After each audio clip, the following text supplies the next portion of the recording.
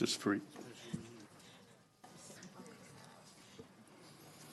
Okay, ladies and gentlemen, welcome to the May 6th special meeting of the Tuolumne County Board of Supervisors. Will you please join me in pledging allegiance to the flag? Ready, begin. I pledge allegiance to the flag of the United States of America and to the republic for which it stands, one nation, under God, indivisible, with liberty and justice for all.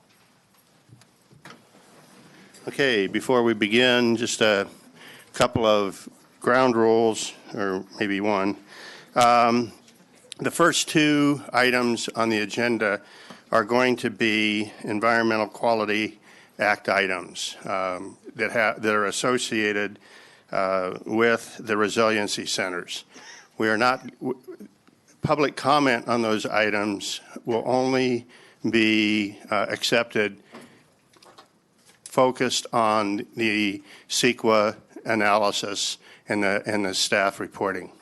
Public comment on the actual agenda item associated with the resiliency centers should be held until the second agenda item for this time period. Okay? And with that in mind, would the clerk of the board please read our first 1:30 appointment? So this is consideration of adopting a mitigated negative declarations for the community resilience centers and providing staff direction regarding the filing of the notice of determination. Staff report. Great, thank you. Good afternoon. My name is Quincy Yaley, Assistant Director of the Community Resources Agency, here with Mo Frank from the CAO's office. This afternoon, the first item before you is looking at the mitigated negative declarations that were prepared as required under the California Environmental Quality Act for the Community Resiliency Center projects.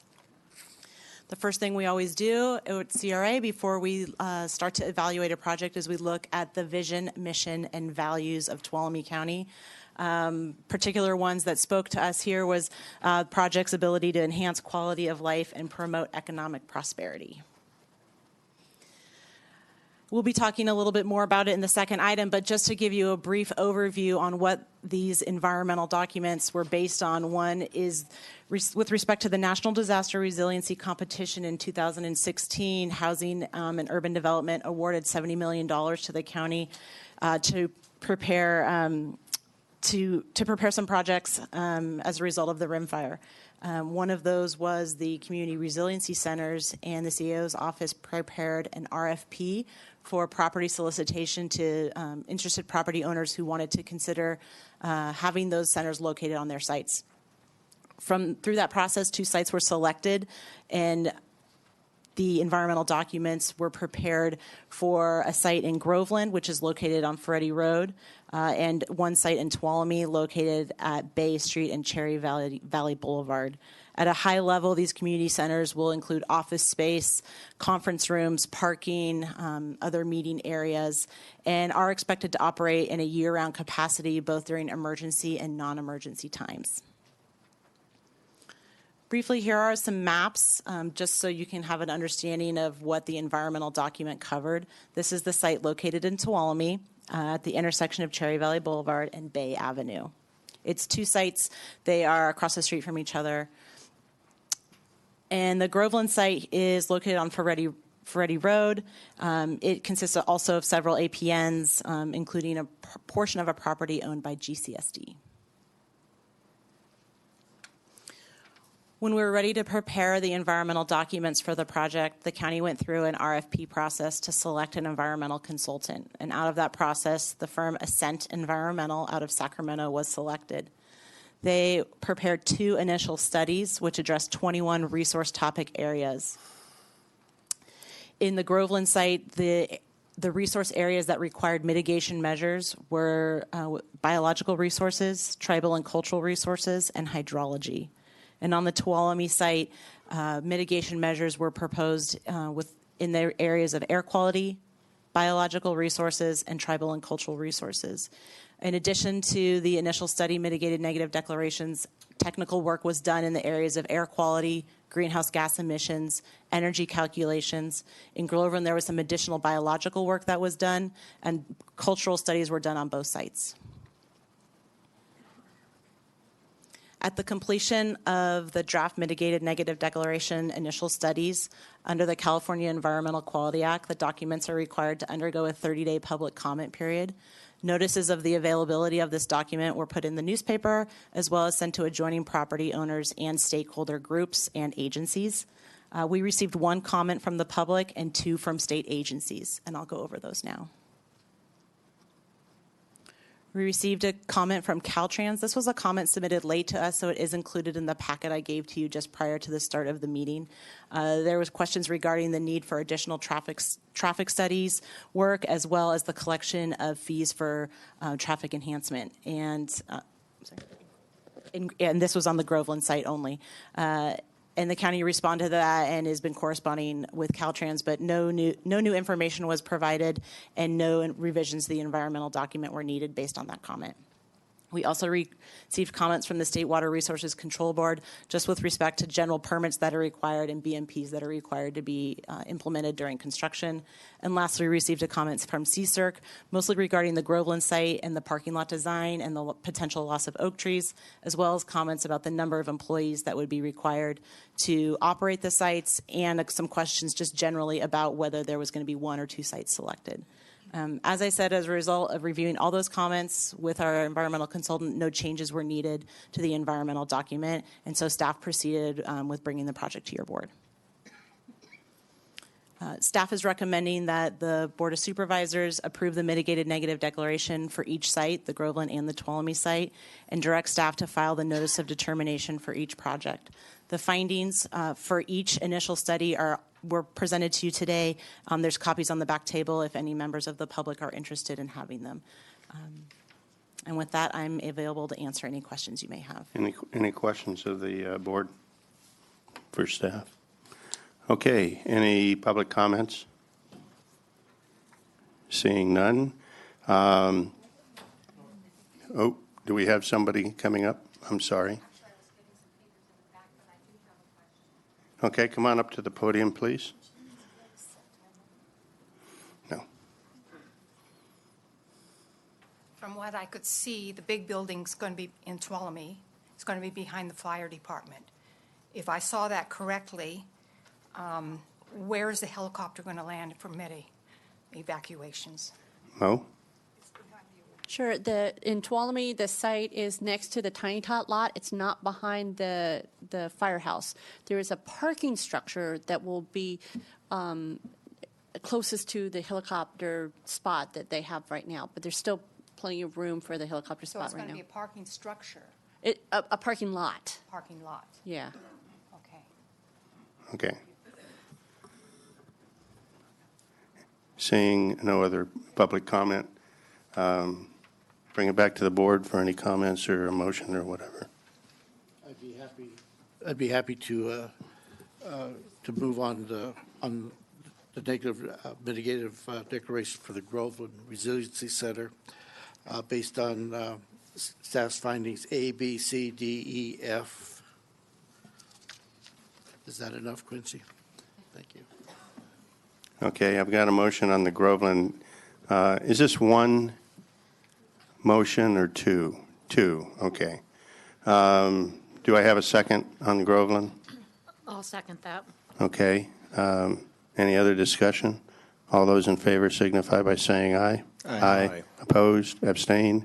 And do I have a motion on the Tuolumne? Yeah. I'll move to recommend we move forward mitigated negative declaration, including, let me see here, mitigation monitoring and reporting program for the Tuolumne Resilience Center, and direct staff to file notice of determination based on followings A through, or A, B, C, D, E, F.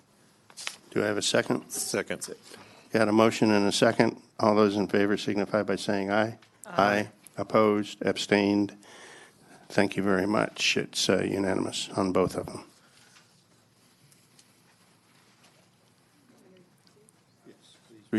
Please read item number 2. This is consideration of directing staff to proceed to move forward with the Phase 2 of the Community Resilience Center project with the construction of 2 facilities. Staff report. Staff report. Maureen Frank, Deputy County Administrator, and with me is Mike Davey from Lionakis Architects. We're thrilled to be here at this point in time. It's been an adventure, I would say, to get to this point. Staff has completed Phase 1, and now it's time to come back to your board for you to consider everything that staff has done and to give us direction on where we're going forward. What I'm handing out to the board members is a copy of this PowerPoint presentation for you, along with the 5-year financial analysis that was done. I gave you, the board, a great deal of information to digest and to look at. There were 330 pages just within the preliminary report that was sent up also to Housing and Community Development, along with the supplemental report in which they received an additional 150 pages. For the public that are here, all of those 2 documents are also been placed on the NDRC webpage, the county's webpage for you. Again, just as CRA, the County Administrator's Office is also wants to remind the board that the vision for us is Tuolumne County is a place where all citizens enjoy opportunities to thrive in a safe, healthy, and productive community. And really our mission out there is we provide exceptional services that create a healthy and safe community. We exercise natural, cultural, and financial resource stewardship and promote economic prosperity and enhance quality of life. And I would say to the board that these community resiliency centers really speak to the heart of both your vision and your mission. And I think we tackle all of these areas in which are important to us as a community and to us as a board. As I said, the purpose of this presentation is really twofold. It's one, to give your board the opportunity to see what staff has done for the first phase of the project and go over all the requirements that we have. And second is to direct staff with a decision on what the next steps for this project will be. Real briefly, the history of this is, as we all know, in August 17th, 2013, Tuolumne County experienced just an incredibly devastating fire, the Rim Fire. It was, at the time, the 3rd largest fire the state of California had ever experienced. With that, then the county was able to apply for a federal declaration from that, and that was the qualifying event that allowed us to apply with the state of California for the National Disaster Resiliency Competition Grant. And we partnered with the state, U.S. Forest Service, and the county went in together for this grant application. And with that, we came up with the program called Community and Watershed Resiliency. And in that grant application, it consisted of 3 main pillars. And those pillars are the forest and watershed health, the biomass utilization facility, and what we're here to talk about today is the Community Resiliency Center. When we originally applied for the grant, we had applied for $117 million. What we were awarded only $70 million. From that, we were informed by the state of California that several cuts in the programs would have to be made, and one of those cuts was the community resiliency centers. We had originally put in the application to do 2 community resiliency centers, both at a little over $22 million apiece. But with reduced funding, one of the items that was cut was one of the resiliency centers. And at the time that the county was asked to sign into an agreement, they said, okay, you have enough funding. You're allocated just over $19 million, and you can build 1 center. And at that time, Tuolumne County staff asked the state, could we please hold off? We would like to see if we could continue to do 2 buildings, but on a much smaller scale. And written into our contract was the ability to do that if the county met all of the requirements, including design requirements for the facility, and that we would carry out all of the things that we said as a county organization and as a community we said we would in our original application. The application or the grant agreement that we signed on May 2nd with Housing and Community Development at that time outlined this process as far as a two-phase project. That we had an opportunity after we completed phase one for both the county and the state to say, have options, if you will. So the first option that both the state and the county have is, look, we've gone through everything that we wanted to do in phase one, and it's not going to pencil out, and we really need to just do, we need to stop at this point in time. We realize that we can't move any further on the project. The other option was that we would look at going forward and proceed with one community resiliency center, or the third option is we can go forward with phase two, but we'd like to look at 2 community resiliency centers. So with that, staff proceeded on with, we signed the agreement, we've been moving forward the past 2 years, and to do all the due diligent work. As I said, the agreement was divided into 2 phases of the project. The first phase is really community outreach and planning, and the second phase being design, construction, and operations. As I just mentioned, these are the options that we have before us to consider as a community and as a Board of Supervisors, and same with the state of California. As I just mentioned, all of the items in phase one are now complete, and we're ready for your board to consider direction as far as where we proceed from here. So phase one activities. Since May 2nd, 2017, your staff has been busy, and as it said, you know, to go out and do robust community outpouring, outlook. What does the community want? What do we mean by resiliency? What does that mean for our communities? What do we want to do in these facilities? And so the first thing we did was set up a community resiliency center organizational structure. It consisted of three teams, if you will. One was an advisory team made up of county employees to assist me just with some of the logistics and double check some of my thinking and where I was proceeding, or how I was setting up the CRC organization, and just making sure I was tapping into everything, all the resources, all the people that I need to do. The next 2 groups are community stakeholders and operational stakeholders. Again, trying to get out to the community and asking them, what does resiliency mean to them? What do they want to see in these centers? What services or programs? Those kinds of things.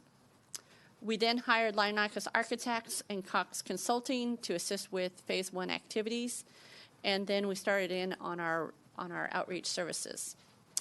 The first assignment that we had Lionakis do is a programming document.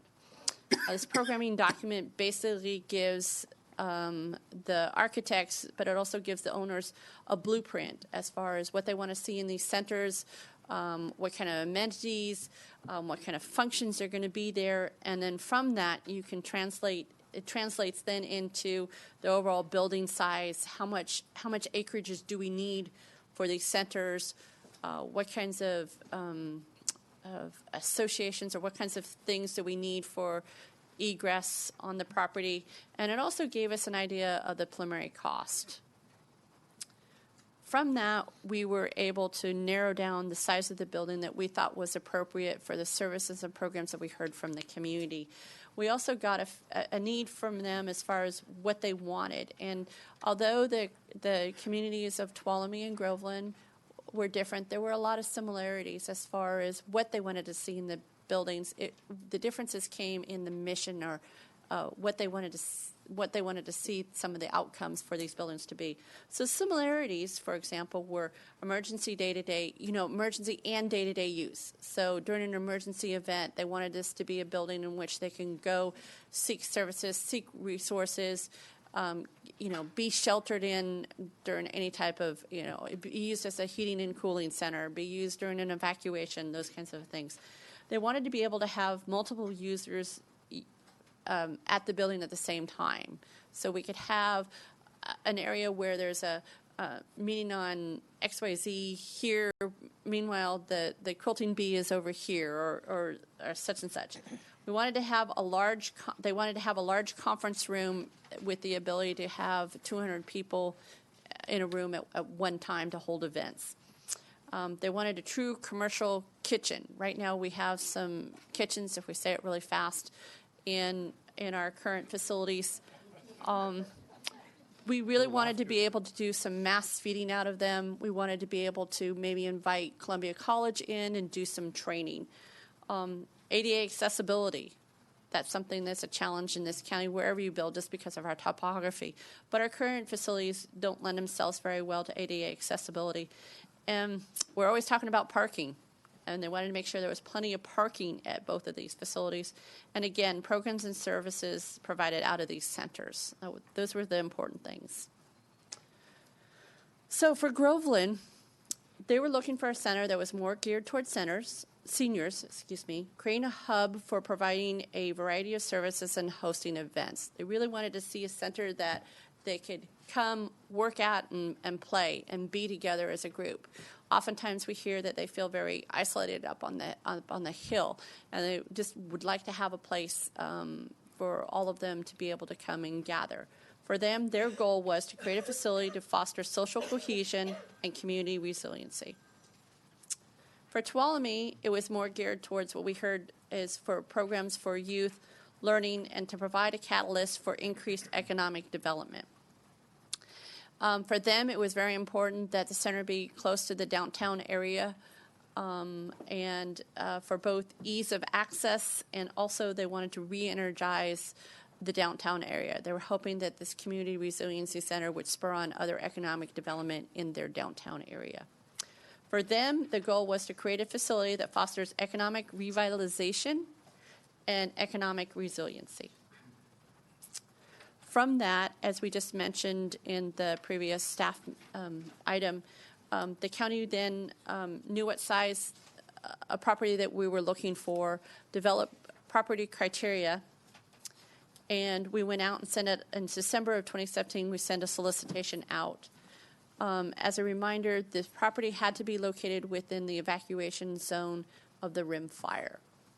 So from that solicitation, we received a total of 8 proposals. There were 3 over in the Groveland site, and there were 5 in the Tuolumne side, 2 of which of those we had to throw out because it wasn't in the rim evacuation zone.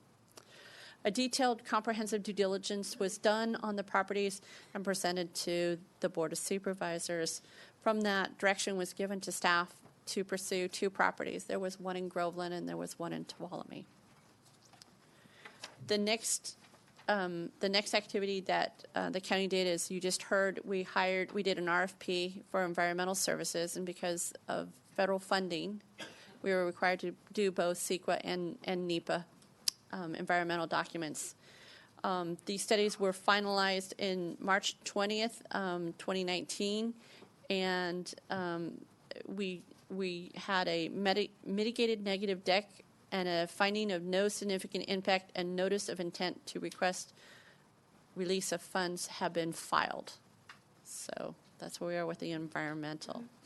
The next thing after we were able to do the environmental concurrent with that, because again, we have a very tight timeline, and so staff has been trying to stack all of our assignments and try to do things as concurrently as possible. We had Lionakis starting on the schematic design phase of this project, and with that, I'll turn that over to Mike to let you know what we did. Thank you, Mo.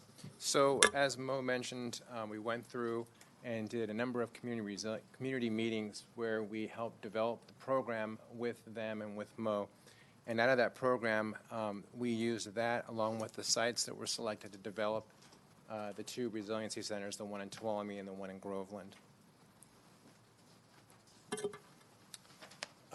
As Mo mentioned, there were a number of kind of key points that we wanted to make sure and keep track of and make sure these buildings executed. One was making sure that they were good for emergency use and day-to-day use, that they were as flexible as possible. Given the size, there's going to be a lot of different functions that happen, and that facility needs to be able to account for those functions. number of spaces for training and offices, as you'll see in the plans I'll show in a second. Accessibility, which we're required to do by code regardless, but that's going to be there as well. And outdoor gathering space. You'll see a very nice outdoor gathering space in Groveland, but I'll also point out a outdoor gathering space in Tuolumne as well. And then you guys will surely see the amount of parking in the site plans that we show. So this first plan is for Groveland, and the plan is aiming north, so everything up is north. The access to this side is off the east side, and as I mentioned, you cannot miss the parking. There's plenty of it. Access to the facilities from the east side, there's a number of accessible parking spots in the island parking area and then due north of the building. And then the building proper itself, obviously in the center there, kind of the white square. There is a amphitheater that's represented by the circular rings in the southwest corner of the building. And then off to the west of that, we provided terraced areas for any number of uses, but probably the key use that we think about is under emergency if there's a need for tents or a place to shelter animals that have to be rescued from a site.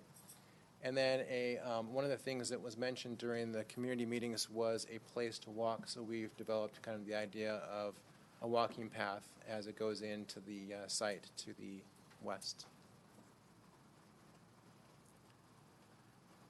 So I'll walk through this floor plan, understand that when we get to the Tuolumne floor plan, it's essentially the same. It's just flipped as far as where the entrance is.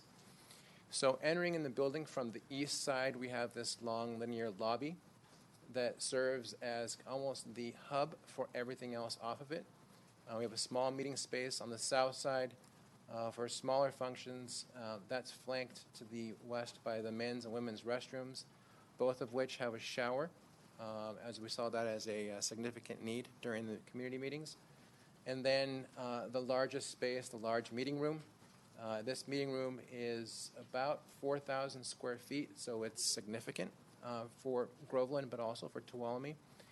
It has a divisible wall that's going left to right in the middle of that room, so that can be opened and closed, allowing access from the lobby to either side or to both sides when it's open. And then on the furthest left side or the west side of this building, we have two large openings for the ability to have indoor-outdoor events on the patios that you see on the left side of the screen.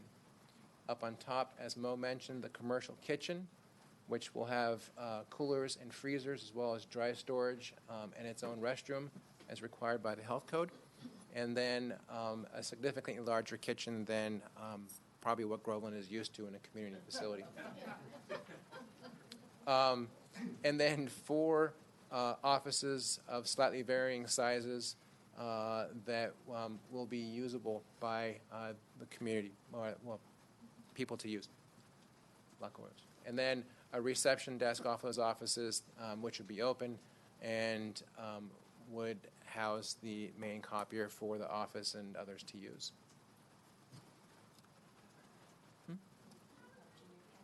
So, okay. So there's 2 other items. Just proud of what Lionakis was able to do and really listened well to the community. Also in the large meeting room, as you see on the lower portion of the floor plan, there is a pull-out stage for presentations, and it'll be wired with good acoustical sound and AV equipment. The lobby area will also have, throughout the building, I should say, are additional plugs, because one of the things that we know of during an emergency event, it's very tough. You want to reach out to loved ones. You want to you're out of your home, and so you have your tablets, your iPhones, your whatever. So we provide plenty of charging stations and areas in which Wi-Fi throughout the building. The other thing that we did is each of these buildings are they'll be on generation power. So to take care of for emergency purposes.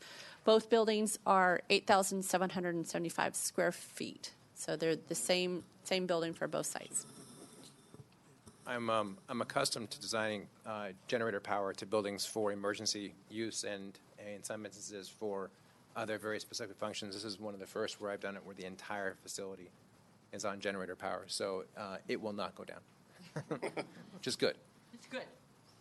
So this is an exterior rendering of the front entrance of the facility. There were a couple things that drove us to this design. And as Mo knows, there were a number of iterations that we went through. One was minimizing the amount of flat roof for the facility. We could not have any because we got to have space for mechanical equipment, but we minimized it as much as possible. Another was trying to, and I know this is Groveland, so please nobody throw things at me, was paying tribute to one of the buildings in Tuolumne, and you'll see that in another rendering that's coming up on the roof element that's on this facility. And the third one, which really speaks to us as architects about resiliency, is the construction of this facility. This right now is planned to be complete steel, so steel frame, steel stud construction. All the exterior materials are either cementitious or they're metal. So no wood construction except for the cabinets inside the building. That's about it. Here's two elevations. The east elevation is the front entrance. So the kind of darker brown color is a cementitious panel that can be of any color. So if you don't like that color, that's fine. And then the vertical striation is a metal panel. And then all the roofs are a standing seam metal roof. And, okay, that's fine. No, you're good. You're good. See it. So the Tuolumne site, as Mo mentioned, it's on two parcels. The northern parcel is a parking lot, no structures there, and it's roughly around 100 parking spaces, plus or minus. And the idea is obviously to have adequate parking, but also that can be used for larger vehicles in the case of emergencies, with access off of both streets. On the southern parcel, obviously, is the building itself. In this case, the entrance is off the west side of the facility. And what else? So one of the things that this does, we try to place as much of the accessible parking spaces at the facility rather than across the street. But one thing that's admittedly inaccurate about this is we're required to put some of the accessible parking spaces on the northern lot as well. That's just something I didn't update. I apologize. And then the one thing I wanted to point out that I mentioned before, the green area is also an outdoor space that can be used by someone that's using the larger space of the Resiliency Center. And then the floor plan again. So basically the same idea, entering in on the lobby. In this case, a small meeting on the north. The men's and women's restrooms on the north as well. And then on the other side of the hallway, the offices and the kitchen. And then at the end of the lobby, the large meeting space, as well as its storage and other ancillary functional spaces. And this is another angle looking at the front entrance, and in this case, the north side of the facility. As I mentioned, we tried to, what's the name of the facility across the street? The one that's abandoned. Okay, the West Side Admin Building. We tried to take from it the overhanging mansard type element and incorporate that in a somewhat modern twist on the overhang of that sloped roof that's coming up and over the red box as you see it. It's not replicating it, it's trying to at least pay tribute to it at the very least. Same materiality as the previous. I'll just explain the north elevation rather than the west. The north on the left side is the large mass for the large meeting space. And then on the right side of that is, again, the brownish colored space for the smaller meeting space. And in the middle is the restrooms. And then you can see the clear story windows of the angled roof. The idea being we're trying to get as much natural light into the lobby space as possible.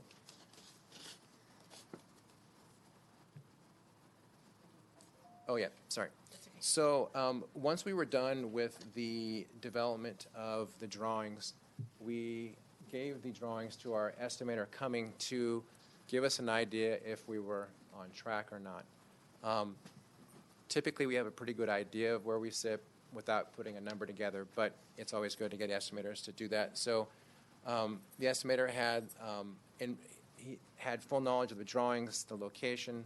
They have a very good idea of the environment that we're in right now with labor force and available contractors, as well as the cost of materials and tariffs, et cetera. So right now their estimators are pretty accurate.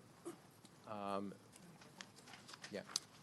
So in this case, as we suspected, the Groveland site was going to be more than Tuolumne given the topography of the site and the size of the site.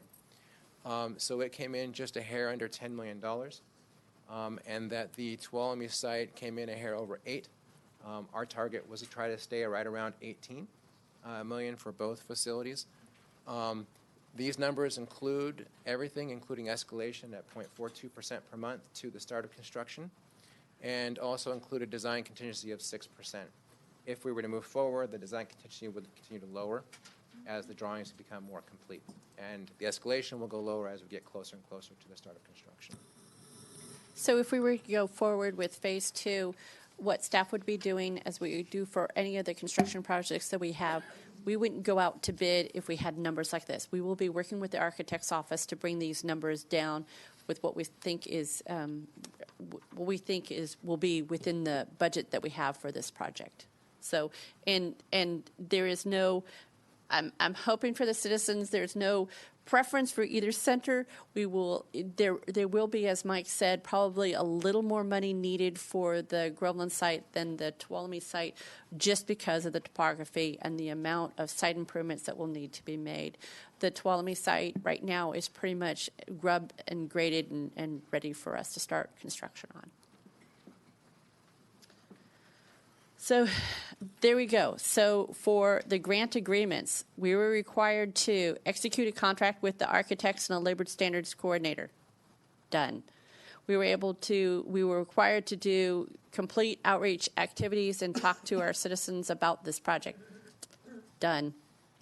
We complete a programming document. That document was completed by Lionakis Architects and presented to your board December of 2018. Identified property and established preliminary site control. We've done that. We have a site right now in Groveland and a site in Tuolumne. And then conduct environmental reviews and send a request to the state to tell them that we wanted to use grant funds to housing and community development. So we've done all of those requirements. We also had additional requirements, lots of additional requirements. So the performance measures, and I won't read all of them, you can see on this piece of paper, there were, out of all of these performance measures, there's only 2 that we had to meet under phase 1. The rest of these requirements we can't even begin to achieve until we have a building and we're in it and we're operating. So the number of community meetings and the number of people at the community meetings were 2 requirements that we were required to fulfill under phase 1. Under this first phase, the number of community meetings we were required to have 14, and we had 24. The number of people at the community meetings, we had 180 that we were required to meet, and we had 382, and I say plus because we don't know from the Board of Supervisors meetings and people who watch us on Granicus and pull up the information, we don't know how many. So we've achieved those 2 grant requirements that we had for phase 1. The other item that we had were design standards that the core team for the state of California came up with for these buildings. And with that, I'll let Mike talk to the items that we had to meet under the design standards. So I want to make sure that it's clear. There are 12 design standards that we were asked to achieve where feasibly possible. And we're doing everything we can to do that. There are some that are extremely difficult, and I'll get into those. The first is achieving energy performance of 15%, better than Title 24. Through schematic design, we're comfortable saying that we're around 12.5%, and that we'll get to the 15% by the time we're done. I think as we move forward, we continue the design engineering, we'll get a better feel for where we are, and we feel that number will trend upward. The second goal was to achieve LEED Silver, which is Leadership in Energy and Environmental Design, and achieve all LEED water points. The state of California requires that all projects in California meet CalGreen standards, which are incredibly stringent. And in some respects, you could argue that a lot of the LEED certification standards are automatically met by going to CalGreen. Now, that's certification, not silver. As we move into, if we are to move into design development, we will continue to see what can we do to achieve those points.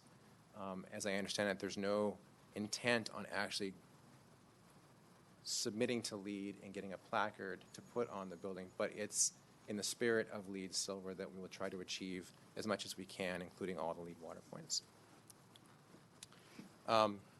Number 3 is probably the most difficult one, achieving zero net energy usage.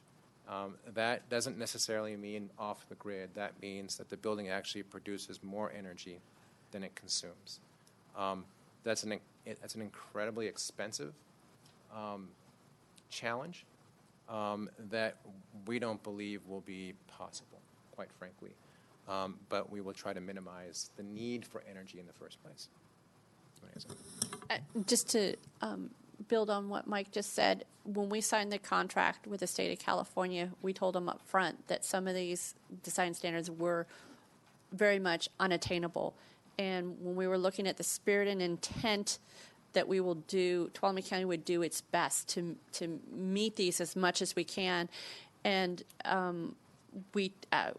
meeting that Craig Pedro, the county administrator, and I had with them was, okay, we understand that portion of it, and these are, as Mike continues to go through the 12 items, we want you to try to achieve them as much as you can, as much as feasibly, financially you can. So that's how the contract is written, just so you know, as we go through the rest of the items. But we were very clear on number 3. There would be no way we could achieve number 3, but yet they didn't take it out of the agreement. The fourth item is the use of solar panels at the facility to reduce the need for grid power. I think we're partially challenged here with the price of electricity at both sites, so that makes it difficult. PVs are expensive, and as you saw with the Tuolumne site, well, discussions we've had as both Tuolumne and Groveland, in order to achieve this, it would likely be solar panels in the parking area rather than the building, given the low amount of roof space available for it. We're designing the facility using high-efficiency mechanical systems to try to rely less on power. So it's kind of twofold. Do lots of PVs or minimize PVs and minimize the need for power in the first place. And we're trying to do that part since we have to have mechanical systems regardless. And then the other thing with this is when we submitted the original application, what the state of California was looking at, it was the Community Resiliency Center and the Biomass Utilization Facility would be co-located together. The state has now realized that that's not really practical. There are two different types of organizations, and so they have said that we understand that the biomass plant or facility will not be near the Community Resiliency Center and will not be able to provide it power from their operations. Probably can skip that slide. We talked about those. Go to 5. 5. So the fifth item is use of a monitoring-based commissioning dashboard. The facility will include what we call a building management system, which is a system that allows you to manage the facility either at the site or remotely. Within that system, there is the ability to monitor pretty much whatever we want, power usage, water usage, and so on. So that's something we'll look at as we move forward into design. Item 6 is achieve well building certification. Well building certification, from everything that we understand, became popular after LEED was already established, didn't get incredibly popular, and is now not really all that popular. So we believe that as long as we meet code, meet CalGreen, and try to achieve as much of LEED silver as possible, we'll be satisfying the well building component along the way. Item 7 is including rainwater and graywater capture. Simply put, we're going to do this as much as feasibly possible. There's expensive ways to do it, and there's affordable ways. Obviously, we're looking at the affordable ways of doing that. Receive sites certification. This is similar to LEED. We won't formally submit and get anything back or get reviews, but we'll do what we can to meet the intent and the spirit of sites as we move forward. And then meet Energy Star and WaterSense program requirements. This is really just making sure that as much as possible, the mechanical, plumbing, and systems, that they have a label that says Energy Star or WaterSense on it, and we'll spec those as much as feasibly possible. Item 10, incorporate all CAL FIRE urban and wildland interface building codes. This is required by code, so it's something we would do regardless. And item 11 is infrastructure for broadband. I'll let Mo get on her stand about broadband not being available, but there will still be at least the infrastructure there so that if one day there is broadband available, there'll be an infrastructure for it to feed through. And then possible infrastructure for EV charging stations. This is required by CalGreen, so it will be there. You can talk to this. So as Mike went through those, as you can see, the county staff feels that we've met the spirit and intent of 9 out of the 12 design standards. State feels a little bit differently, but they reserve the right. They're going back and doing further research on the requirements that they put together and looking and just like we talked about, one, is it really feasible? Two, is it really something that needs to be a design standard? Or is it something that we're already achieving through the CalGreen standards that are set out and required already? So this is the exciting part, I think, about the community resiliency centers. Well, before you go on, can I ask a question on that? Just because of the complexity of working with the state, when do you anticipate a response back from them on their concurrence that we've met enough of these standards? Or Absolutely. 2 weeks ago, my response to them, once I submitted the supplemental report to them, or the initial report to them was, we'll get back to you in 60 days. There's a lot to review and a lot to go over. Since that time, I've been on the phone with them almost every other day. They've been wonderful to work with. They have told us that they will get back to us in 2 weeks. They want to see what the community and the board have to say about the project. They're going to then have the core team get together. The core team consists of Cal EPA, Governor's Office of Planning and Research, Housing and Community Development, U.S. Forest Service, CAL FIRE, Sierra Nevada Conservancy, I think that's it, and we're part of the core team so to do it. But they thought they'd be able to get us an answer within 2 weeks. So, again, the partnerships are an exciting component about this. It's not just a building. It's really what the community and what our organizations can do in these buildings and really making them a live, breathing place for people to come and grow. We worked hard on cultivating and working with people on bringing services that they already provide out to the communities instead of having people come to their facility. Getting out into the communities was very important to us. These communities, at times, they're economically disadvantaged and geographically remote. Transportation is really hard in our county throughout everything, and so to take it for granted that people can come down to Sonora to get a permit or to talk to someone about get information about weatherization or get food distribution that we do, that ACA does out of the Jamestown area. These are the things that we really want to get out in the community and provide there. As I said earlier, the organization that we set up in the beginning was really the stakeholders and the community groups. They've been part of this process all the way through this project. And we really think of having these services in one building will do all of the things that it says on the slide. It will provide one-stop shopping for some opportunities. It creates synergy. Once you get different organizations, different nonprofits together, it's amazing once they see each other on a regular basis, once they're in a facility together, what other things can happen. We wanted to be able to provide affordable rates for agencies to come out to the community and provide these services, and again, tried to create a hub. So in Groveland, the partnerships that we have, I won't go through everything, people can read the slide, but it's been phenomenal, the outpouring from these groups. So for Groveland, it's ATCA, it's Columbia College, it's Health and Human Services Agency, it's the Sheriff's Community Service Unit, it's the Southside Senior Group.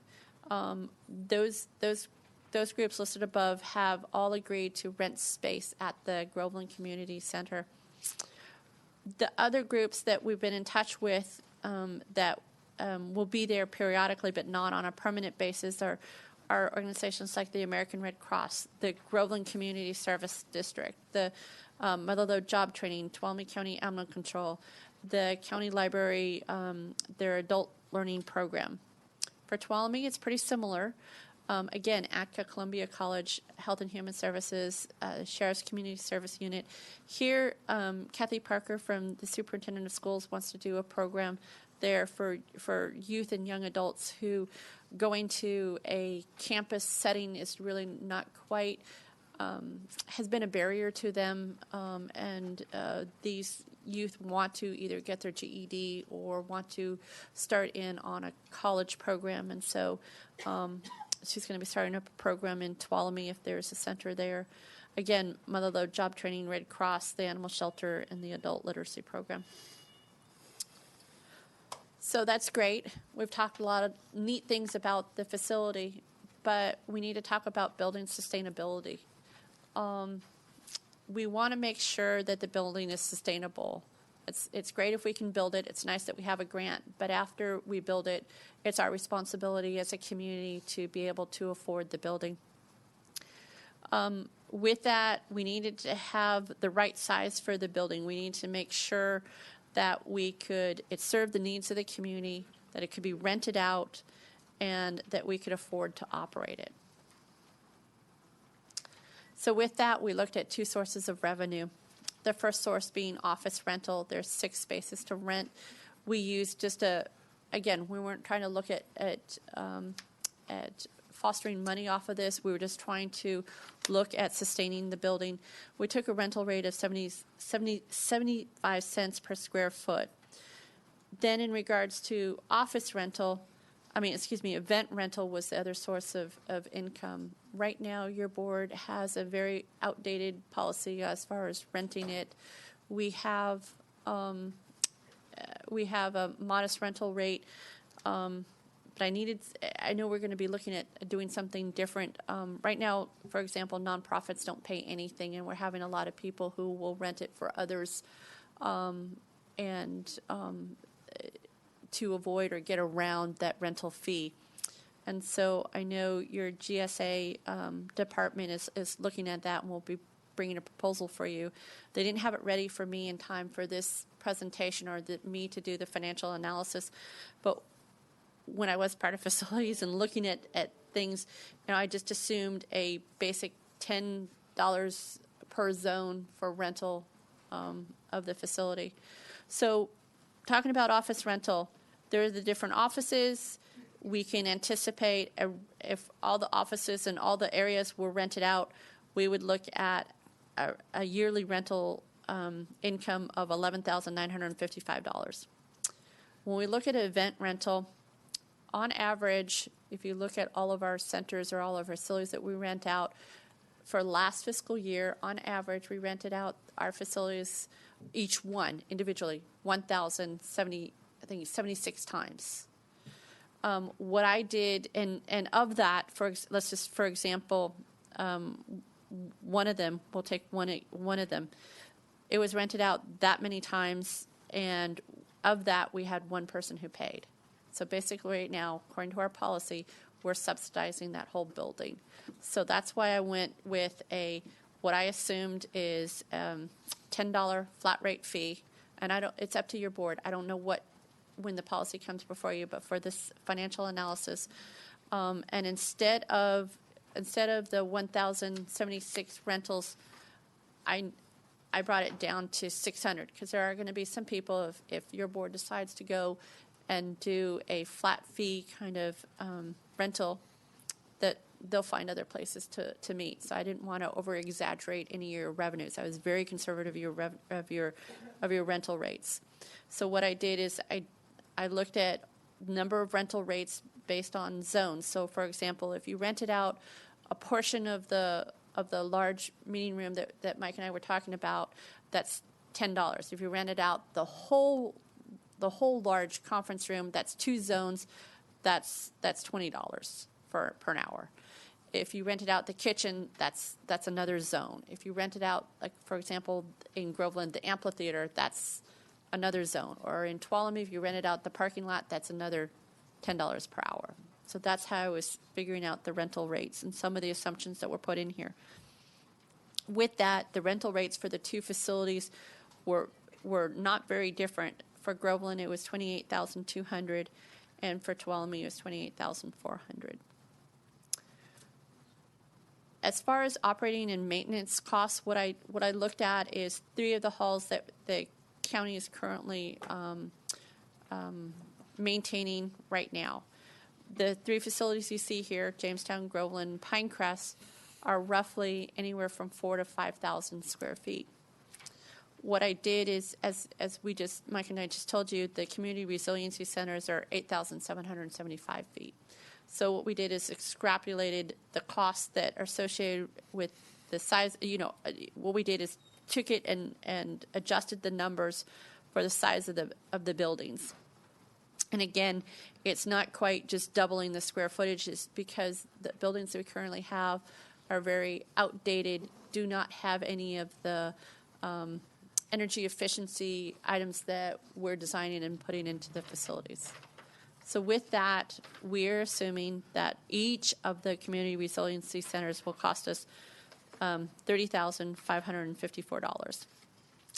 When you look at a five-year analysis of the cost, and you put all the rentals in, both office and events, and you look at our expenses, we're coming out anywhere from $9,000 to $14,000 in the good, to put away for any kind of cost, any replacement of equipment.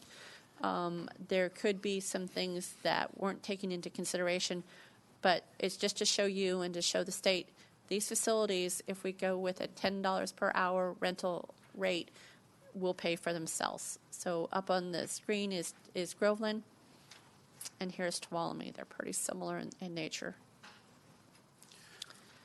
So with that, to conclude our report, the impacts of the rim fire were felt throughout the county. Again, it was the 3rd largest fire at the time in the state of California, and the effects for us were several months. Some of the scars were very obvious. We have this U.S. Forest Service national beauty that we lost, that it's going to take years and years and years and years to replenish. Some of the scars are not as visible. There were a lot of businesses that lost and were not able to recover and actually moved out of the county, and that was unfortunate. We're very grateful, even though there are days in which the office I work in wants to go run and hide because of the amount of paperwork or the frustration I'm feeling at times about this project.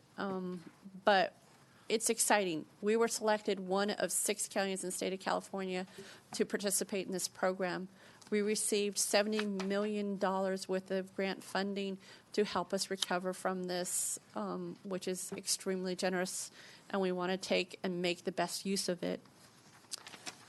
The rim fire was devastating to us, but we're a real resilient community, and we've learned a lot from that event. And we're doing things to help our citizens be better prepared in the future to both respond to and recover from any type of emergency.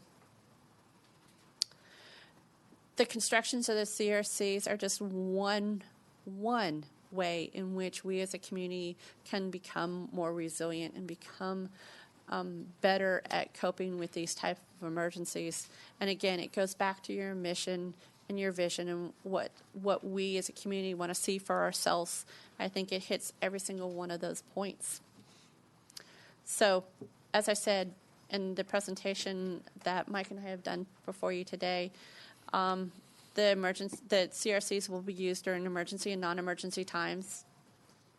It represents hope and opportunities to become a better and more resilient life for our community. It gives providers a chance to get out to our communities and actually be one-on-one with citizens and provide services directly to them. It gives our residents a place to learn new skills, get assistance, celebrate an event, and connect with others. The two centers, I think staff has done a due diligence. We have said that we will do everything in our agreement and in the grant proposal that was submitted to HUD back in 2014. We have also demonstrated to you, and I hope to Housing and Community Development, that these two CRCs are financially sustainable.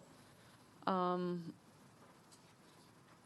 with that, before you, again, is a decision. It will take any questions that you have. Okay, any board questions of staff? No questions. Could I just make a couple comments before your public comment? You're the senior member of the board. You So I can, can do whatever I want to do. That's usually the way it works. until Thank you, Mr. Chairman. until I grab you. Go ahead. All right. First, 2014, that meeting, first meeting in Sacramento, seems like yesterday. And and I know we've gone a long ways. We've developed some tremendous material. But first, I want to thank Mo, you personally, and Lion Docus, I want to thank you also.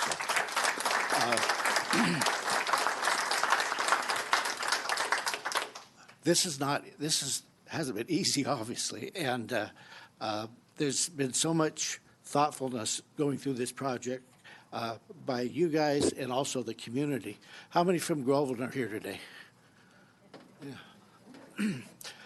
A lot of familiar faces. Those I've seen those people attended many of the meetings. So, when we got into this, it was really clear to me that and this is my sales pitch, that we needed two centers. One wasn't going to be enough, and the many conversations I had with Supervisor Royce over this, and sometimes over a beer or occasional glass of wine, centered around the ability to try to work together and figure out a way to get this done. And I think we have, so thank you again.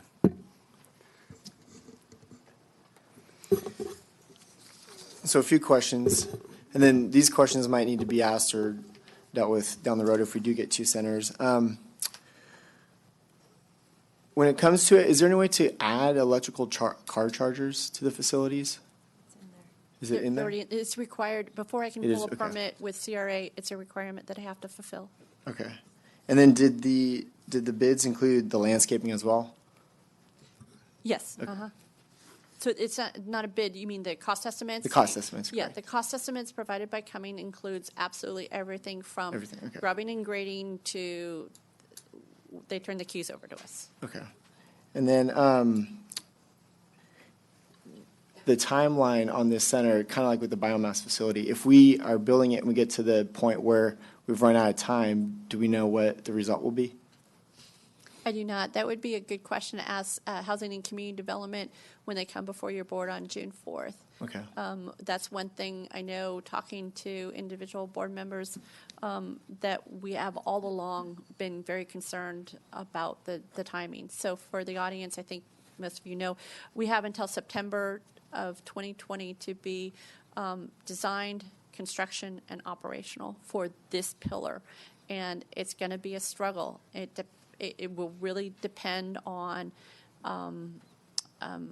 your staff will do their ultimate best to make sure that as much as we can, just like we did for phase one, do things as concurrently as possible to make sure we met that deadline. My only concern, and has been expressed already to HCD, and I think it's a good question to ask them again in June 4th, is how much are we going to, during phase two, need to go back and talk to them about every single step? Because I can tell you, if every change order, everything, as staff, I need to go back and not only talk to your board and get your board's permission to move forward on something, if I also have to get that from HCD, I don't think I'm going to make it. Right. So we need HUD to make a decision pretty quick as far as if we're going to do one or two centers.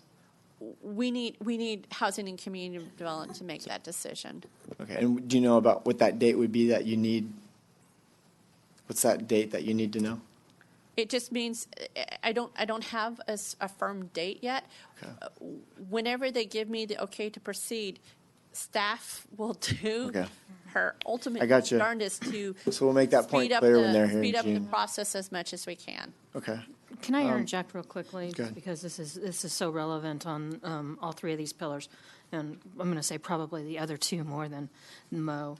In this conversation, that we need to have this, and we need a commitment from HCD with all three pillars, and we've been asking for this, but the time it has taken to get through these processes has been really unreasonable, and so we have, I think, a quality opportunity here to do something really good for the community. We need to get HCD to commit to allowing us to move forward and not pigeonholing us at every turn. Okay. So, We're getting into staff direction, and we'll do that after public comment. Any other questions of staff? Okay. How many people want to get some airtime at our microphone today? Can I see a show of hands? Okay. If you all aren't lying to me, I'm not going to put a time limit on the speakers. So, but we're already about a half hour behind. So those who wish to speak on this issue, please line up over here so we don't have to wait for you to walk from the back of the room, and we can just get through this in an orderly fashion, and I won't put a time limit on you. So, sir, you're up. Yes, my name is Steve Durgan. I'm actually not a part of either one of these communities, but I noticed as they were presenting here on the Groveland site. Now, the main reason for these centers, well, the initial reason is as an emergency evacuation center, and I see one driveway going into the site. Now, I don't know, Tracy, you might be able to address this in terms of emergency, like the fairgrounds or whatever. In an emergency situation, how much traffic are you dealing with going in and out that a single driveway might limit the access? I'm just throwing that out there for what it's worth. Okay, thank you. Do you want to address that? I thought that the main emphasis was not for evacuation centers. It was my understanding more resilience as a whole. But is there a way to get in and out on both ends of the properties, or is it a circle through? I'm sorry, I was trying to do something else for the Groveland. For either one, yeah, the Groveland, he was saying he noticed that. Right, so that is something that we're working with Lionakis on. We have several constraints in regards to, we'll also be working with our Public Works Department because we need to watch out for the entrance into Pine Mountain Lake, and we have a curve, and we have the topography. That was the other thing. Of course, the diagram doesn't show you the topography. No, and it doesn't. I There's- don't know the area. It's so. Tuolumne County flat, is how I see. equate it. Okay. So, Okay. so you're right, that is something that we really want to try to work out. For the Tuolumne site that's up on the screen right now, that's going to be difficult for gain another entrance onto the road there without then having to take out some of the features. Okay. But we It's understand. just- No, it's it's just a a comment, good so, comment. yeah. Okay. Appreciate it. You're welcome. Yes, sir. Hi there, T.Y. Atkins. I'm on the Tuolumne Park and Rec Board. Again, thank you, Mo, for all your work. Thank you, Board, for your support of this project. Just a couple comments, and they may already be in your consideration, but this whole parking lot area, pavement and stuff, the concern is all the water that's gathered here is going to go through a 2-foot culvert and come out and pour into this whole area. And this whole area down here is already wetlands, and it only has a 2-foot culvert to get to the other side of Cherry Valley Road. So just to make sure that that is taken care of as far as the drainage and engineering part. And the other thing is that you can't see this from this aerial view, but right now that lot sits about 6 to 8 feet below the road. So. And the other thing, the landscaping, I see that's all included, but right along the pool area and the young people's park here, sometimes they call this native plants. I'd call it weeds. Is that going to be in the landscaping portion of what you're doing? And one other thing is, with the amount of sun Tuolumne gets in the summer, I'd seriously look at how the solar panel piece could be a part of and I can speak for the community of Tuolumne. I think as far as we are very grateful for this project and to have this center in our town. I can't speak for the community on the $2 million difference between the cost of one and the other, so maybe that needs to be looked at a little bit. All right, thank you. No, thank you. I think she covered the reason for the $2 million difference. Hello, I'm Gloria Young, and I live in Groveland. I just wanted to say that we're really grateful for all the work that's been done so far on this. And when we survived the rim fire, we realized that one of the real key issues in Groveland is that we're a good 45 minutes at the least to get to the evacuation center in our county. And we have a community hall. It's woefully inadequate to that purpose. There is one male bathroom, one female bathroom, and an insufficient kitchen. And last year, when we had the flooding in March of 2018, the basement area was essentially obliterated, so there can be no storage there either.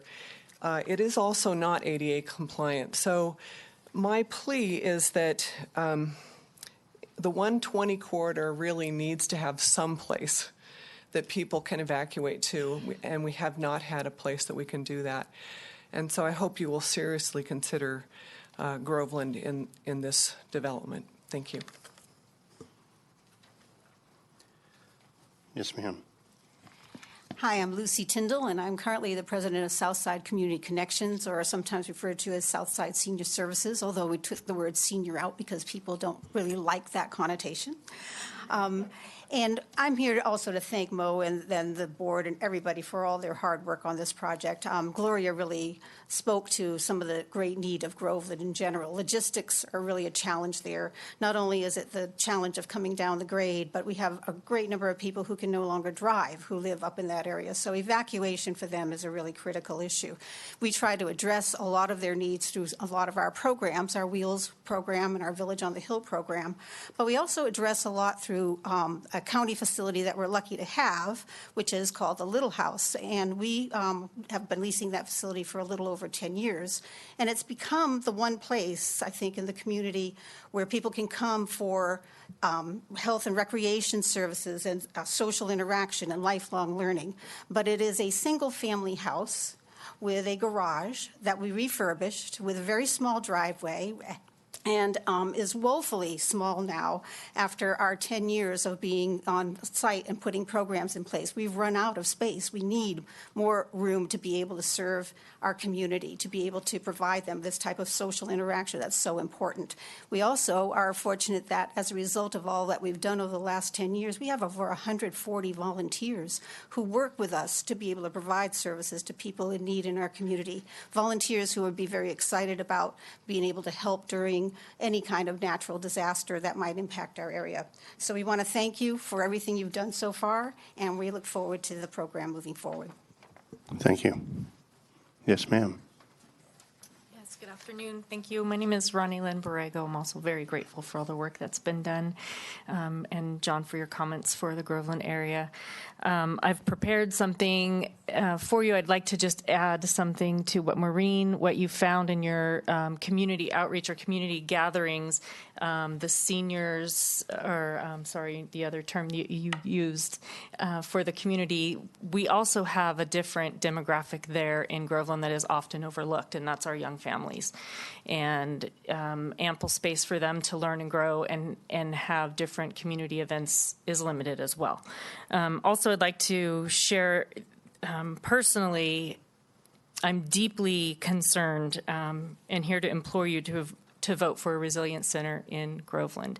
And if you come to the point that you can only see yourselves approving one, just like to remind you that there is a great deal of capital infusion, financial assistance, and I've seen a huge improvement, as everyone here in the county has, in Tuolumne itself. And I'm just imploring you to consider the fact that the Miwok tribe has done a great deal for the community of Tuolumne, which is fabulous.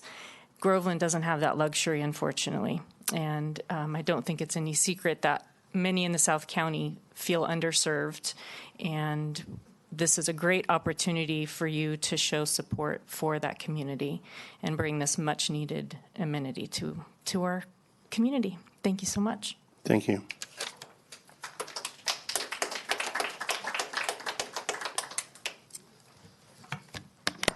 Hi, good afternoon. David Goldenberg. First of all, Maureen, excellent staff work. I mean, a number of people have expressed this, but I mean, the presentation and the amount of detail is very, very nice work. A few questions. Number one, on the two-center issue, was there a commitment by the state that we could, within the county, go with two, should the board and staff decide to go that direction? Yes. What was written into the agreement was if the county could proceed with two centers as long as they knew that there wasn't any further money coming to them and that we met all the requirements and that we abided by the spirit and intent of what we said we would in the application as far as how the buildings would be utilized. So hence form partnerships and have programs and services out of them. Okay, good.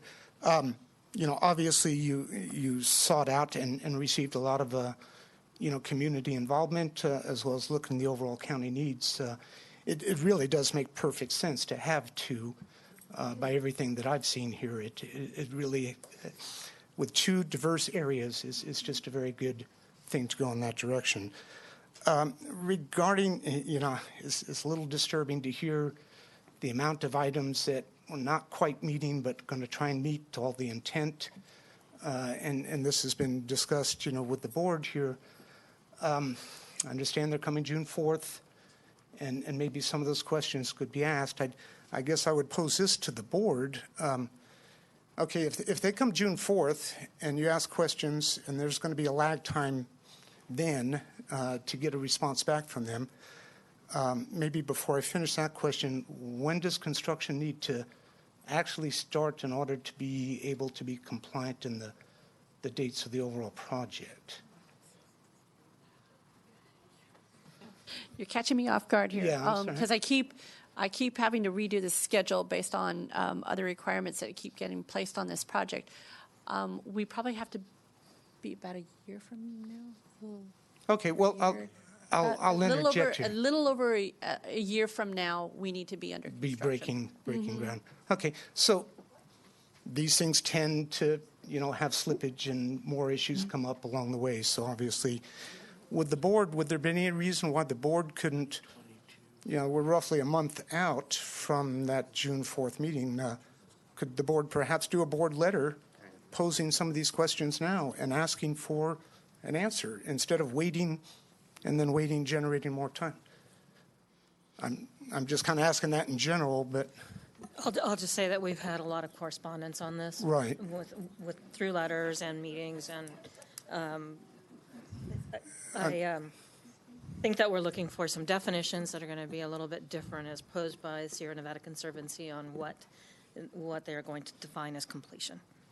As far as is it funds expended, there is some evolving, like I said, definitions of what the end is. And so we need to get that clearly defined by HCD. okay. Yeah, I mean, this is, you're about 2 years into this. A lot of work's been done. It's really progressing well, but boy, you just got to Sir- keep that sense of urgency up. Sir, we share your concerns, but Okay. we need to move on. Okay. Well, I understand you said there was no time issue. There's no time limit, but there are other people waiting to speak as well. Okay. So, a couple other quick questions then. You mentioned heating, cooling center possibilities. I'm just curious as to thought process. Would that include the homeless population? This wouldn't be, we cannot use it for any permanent type of housing arrangement. What we could do is for when we had an emergency, so whether it was a heating or cooling emergency, then we could open up the shelter. Okay, good. And the last item, and I know you talked about the construction of the building and very fire-safe type of construction, with all the fire planning going on, the potential for using it as a shelter-in-place location, should be looked at too. Okay, very good. Thank you for your time. Thank you. Yes, ma'am. I just had a quick reminder. Many of the public do not understand.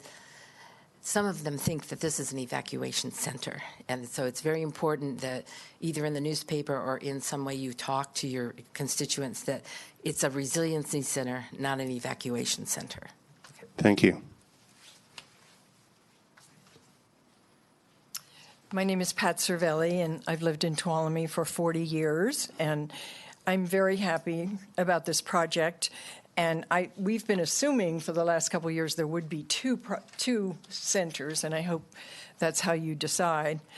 But I do have a question. It wasn't mentioned, the potential purchase of property, what the cost will be, and who the owners are. I believe the tribe owns the Tuolumne lot. Mm-hmm. And I had heard there was going to be a donation. Mm-hmm. Can you confirm that, or? Yeah.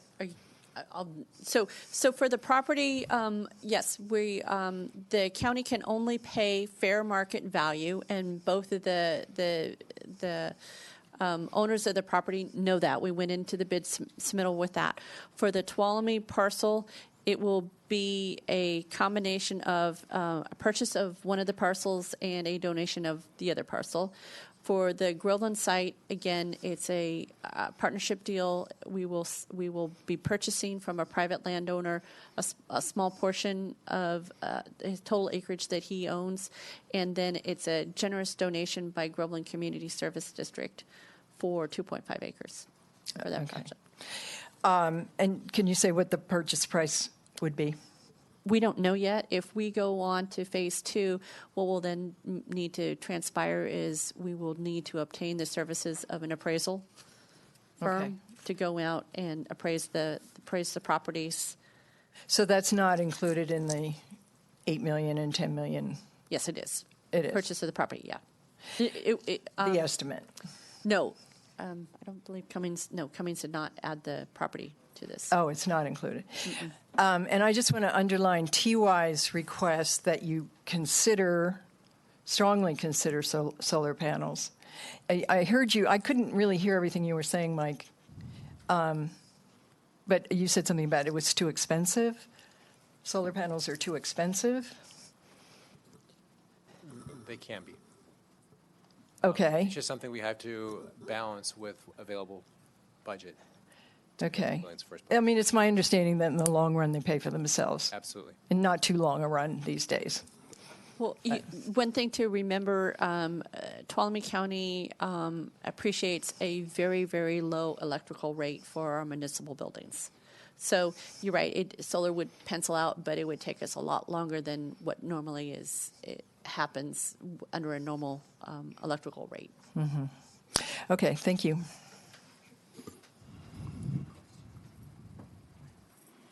Yes, ma'am. Yes, sir. My name is Tony Wagner. I live in Tuolumne.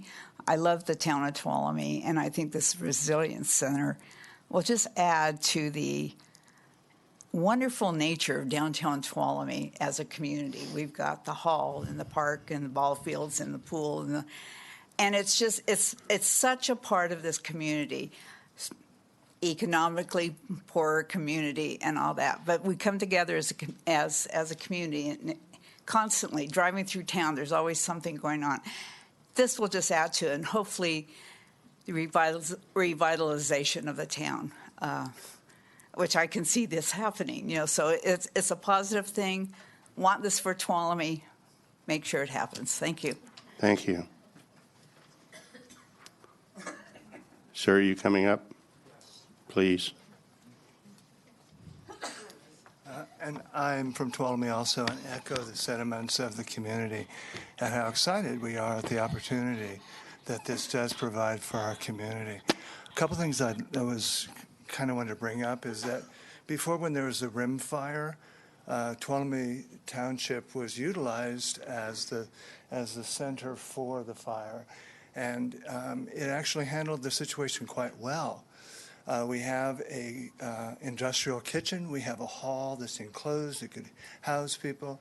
And the whole town became basically a resiliency center. With the addition of this building and more facilities, it really expands what we already had and allows for even greater care, nurturing, support for the people who may be in very dire straits because of a fire or a catastrophe. We also have a medical center that's a block away from where the proposed center is. And one thing I haven't heard is this is going to abut a beautiful wetlands area with a pond, mature trees. And if we're looking at how to reduce energy costs, the trees sit in the perfect alignment to help give the center a reduction of costs for cooling. And then the parking lot, if you decide to do solar panels, is right across the street. And the solar panels I've seen utilized as actually some coverage to provide shade for the cars.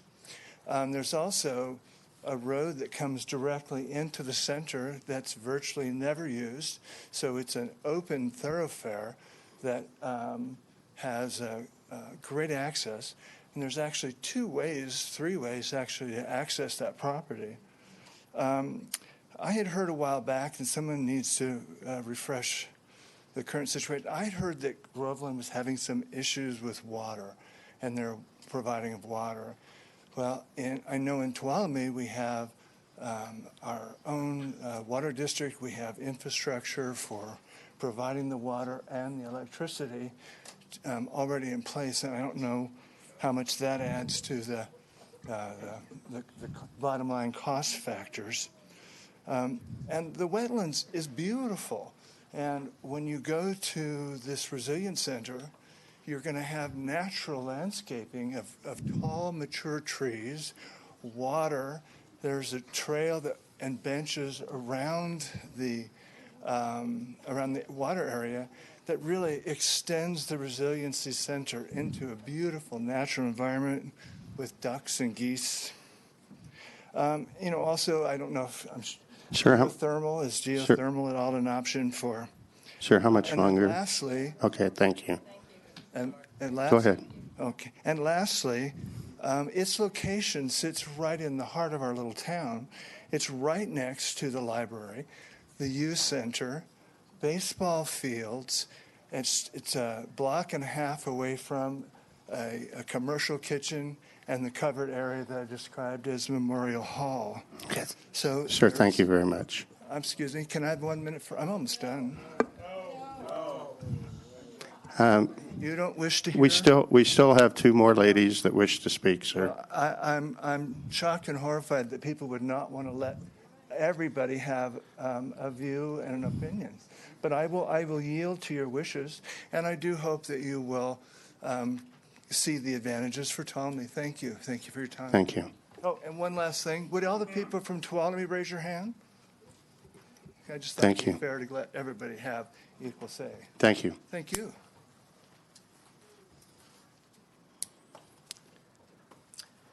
Good afternoon. I'm Janice Kwiatkowski. I'm one of the board of directors for GCSD in Groveland. And just so everybody knows, we do not have an issue with providing water to our district. We purchase our water through, thank you. We purchase our water from Hetch Hetchy, and as far as they're concerned, we do not have a problem with providing water to our community. I want to point out everything that the gentleman prior to me just said, Groveland does not have. We don't have a pool. We don't have a commercial kitchen. We don't have a huge high school. We don't have a casino that can house many trailers full of people, campers, animals, rescued, anything that the gentleman said we don't have. So, and I don't want to go any farther than that, but please consider Groveland when you consider the many people that need the Resiliency Center. Okay. Thank you very much. And ma'am, I'm going to have to not allow you to speak twice. I'm sorry. It's okay. I just needed to say that the list I gave you of other people in support. Thank you. I forgot to mention that. Okay, this is going to be the last public comment. Okay?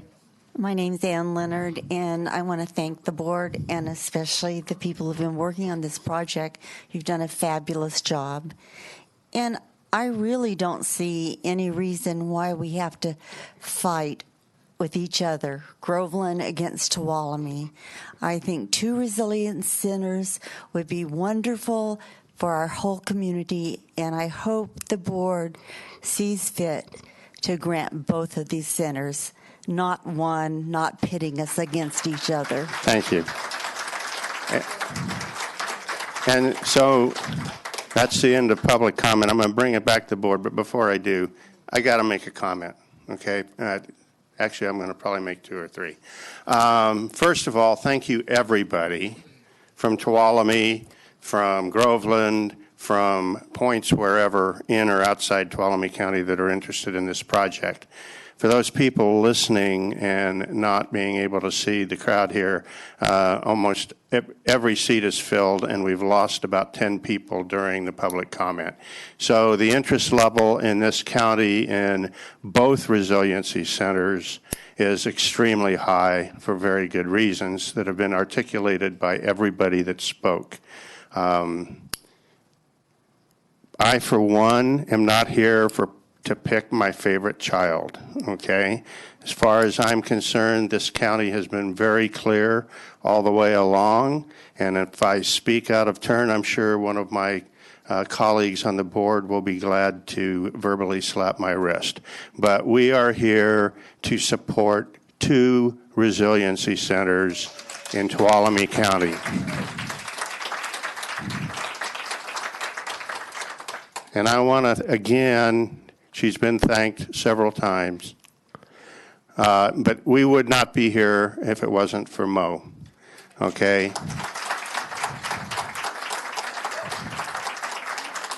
So here's my feeling, and I put this out there hopefully so that we can get through the discussion. But I think we need to send a letter, and I will ask if my colleagues agree that staff work up something. I don't want to need to bring it back. I would like to have Supervisor Gray and Supervisor Kirk take a look at it, and if they're satisfied, then I'll sign it, okay? But here are some things that I think need to be in there. These are resiliency centers. They're not necessarily evacuation centers. Certainly they can be used as evacuation centers if we need to, but they are resiliency centers. They're community centers as well. There are several different kinds of emergencies we could have. The way that PG&E is talking, we could have just a high wind situation, perfect weather otherwise, and we could have some people that are special needs or in difficult times that can't stay in their house with no electricity. They could go to these places. We could have flooding. We could have any number of things that would happen in this county that we've experienced over the last 6 years that I've been on the county. So I think in there we need to emphasize the totality of what these centers can provide us in terms of resiliency in a county. The other thing that I really want to talk about is the timing. This is really critical, okay? I'm fine with all of the oversight, I'll be polite, oversight that has got us to the point we're at. But we're building a county jail. We've built a juvenile detention facility. We know how to manage construction projects in this county. If we get the okay to proceed with these two, I really want us to make the statement in that letter that if they agree, give us the money and let us make it happen. We know how to do that. Okay, this isn't our first rodeo. So those are the two things that I would like in the letter, and now I'll open it up to my colleagues, and I'm going to start with District 3, Supervisor Kirk. I see the gentleman from INS left, but I was just going to say I don't envy him with all the regulations. It's crazy. Good luck building in California. I kind of saw things differently. I don't think you guys are fighting. I think you guys, both communities are just passionate about making this happen, so I get that. So thank you guys for showing up. I do want to represent some of the young people in Tuolumne City side, as well as Groveland. You know, a lot of us are working. We can't attend these meetings, but just go to a baseball practice, go to the baseball games, go to these areas. You'll see young people there thriving, being busy with their family, but we're busy. We can't make it to all these board meetings. So just want to make that clear. A few things that I just want to say personally, and it kind of comes back to what Carl said about state managing money versus local jurisdictions managing money. If I could go back and do this all over again, I would rather see this money put in the forest, creating fire breaks and creating fire-safe communities, or putting that money in the fairgrounds, because we could have revitalized the fairgrounds. But that money has strings attached, so our community, our county is going to do the best with the hand given to us. And I think with that being said, 2 centers is the way to go. I think if you had one large center, it would be really hard to maintain and to operate and to pay for, to sustainability. I think with 2 centers, it gives it much more of a chance to thrive and live and to actually cover the cost. My big thing is we can build it, but if we can't maintain it, I'm not for it. And I think 2 centers is a way to move forward as far as maintaining facilities. And again, this gentleman had kind of said it, you know, when the fire happened, both communities were affected. I think both communities should benefit from this. And I feel confident that Mo, with all the work put into this and due diligence, that will make this happen. So with that being said, I support 2 centers full-heartedly, and I just hope that we don't get pushed in a corner with time. And so well, if we have to send that letter every time we meet with them, we will, but that's my biggest concern, so. Supervisor Gray. Yeah, I'll make it a little shorter. Been for two centers all along, obviously, and I think that one of the quotes that you want to put in the letter is Supervisor wrote it isn't our first rodeo. We've done this stuff before, and be really firm that we know how to build, and we want the ability to do that. With that, whenever you want a motion, I'd be happy to make one. Okay. And Supervisor Brennan. So the only thing I would like to add to the letter is clarification, as Elliot defined it at the natural resource meeting, and I think you were there, and he defined the end differently, and I think we need HCD to give us very clear direction on what that is. Okay. I have nothing to add to the letter. I'll just say that, first of all, everybody said it, but I have to say it too. Thank you, Mo. There's so much work going on in the background that you don't even know about, and boy, the paperwork involved in this is a lot. But the board several years ago chose the path of going for two centers.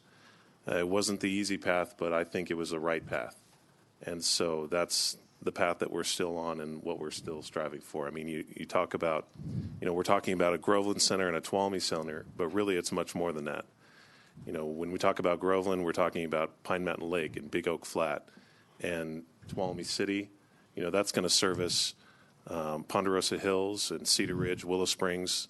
So these centers are going to be great for the entire region in each of these sections of the county. So I'm in favor of both of them. Okay, one last point for the letter. Two centers is more resilient than one. Good point.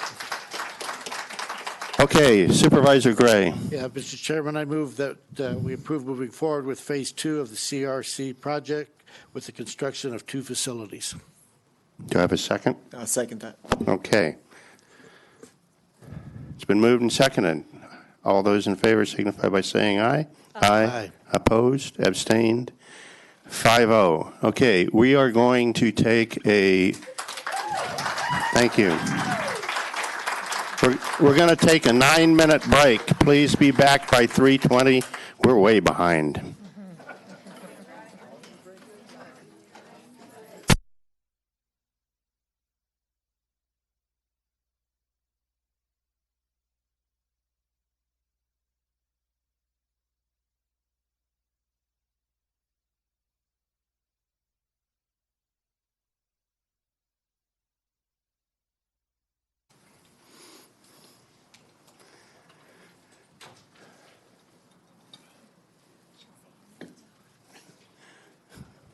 We're going to go ahead and get started.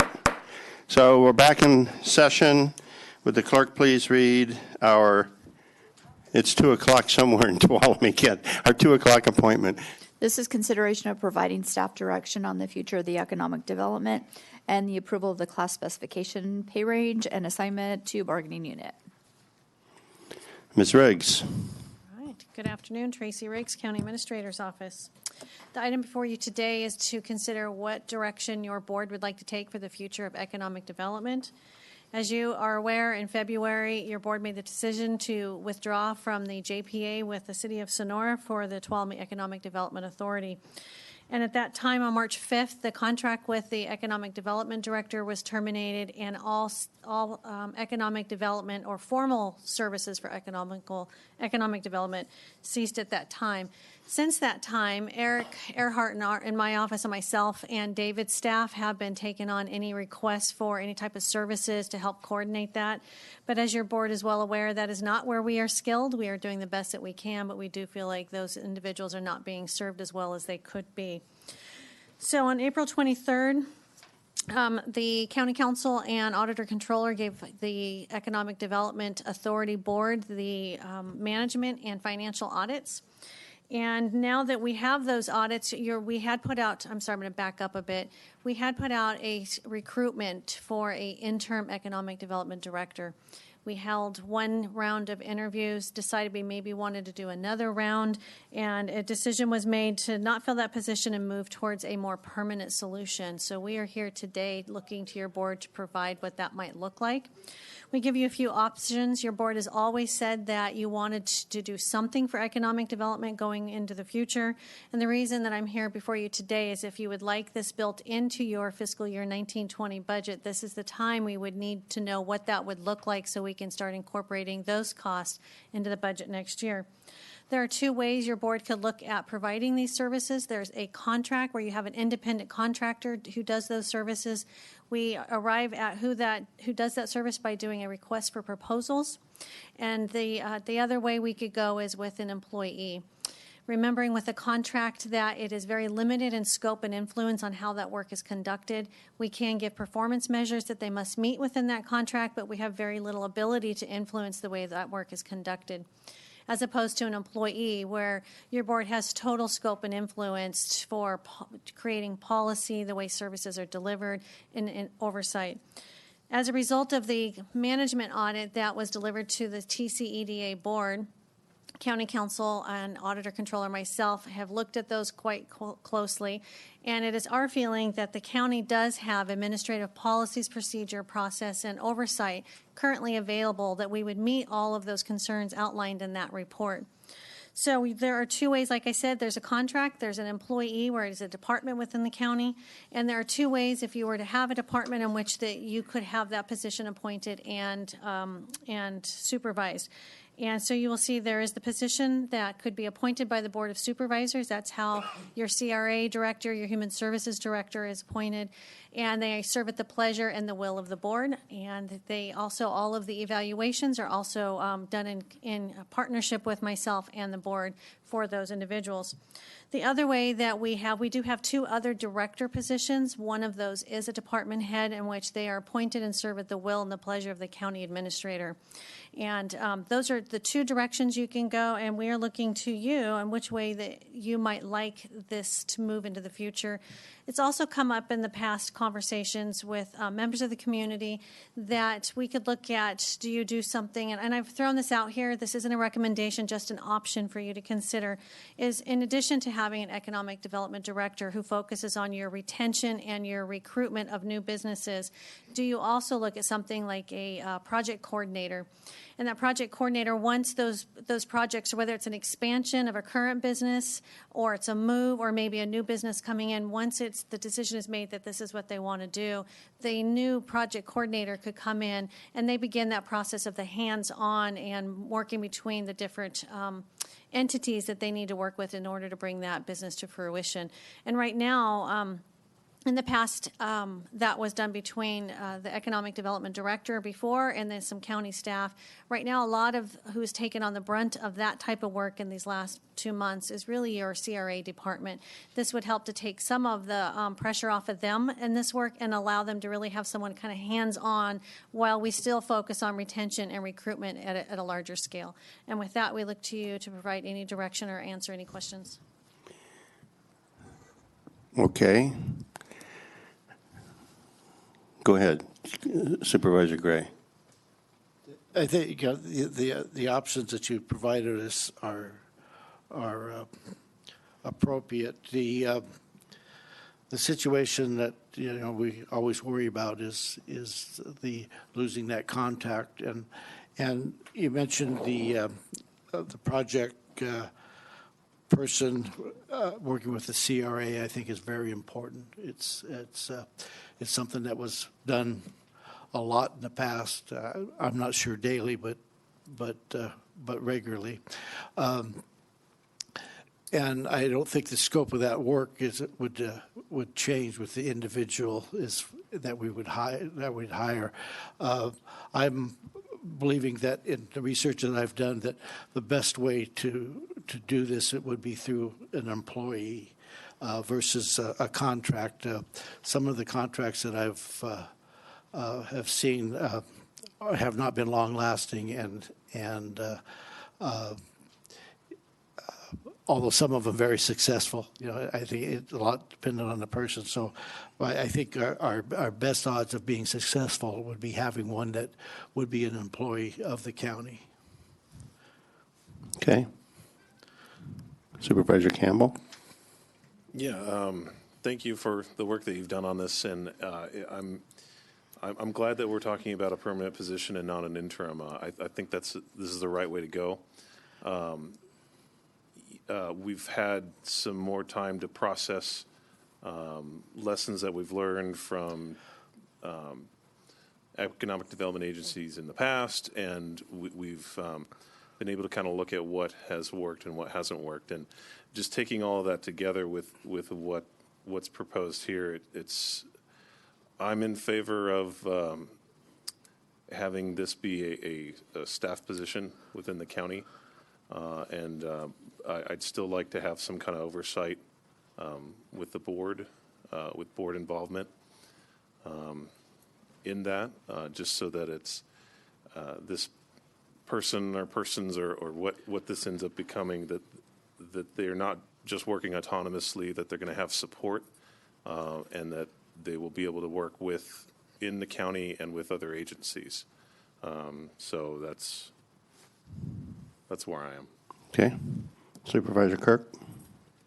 Yeah, I agree with Supervisor Campbell. Permanent position, I think, is the way to go. I definitely don't like option 1, a contract. I like option 2, having a permanent employee, specifically option 2A. I want to have some control as a board member, but under you as well. So that's how I feel. When it comes to talking about project coordinator, is that specific just to the CRA, or is it kind of floating between when projects come up, they're able to assist? So this is specifically to economic development. So as those projects come up and maybe you need to be more than one place at once or something is ongoing, they're able to actually be that point person and see them through the process. Okay.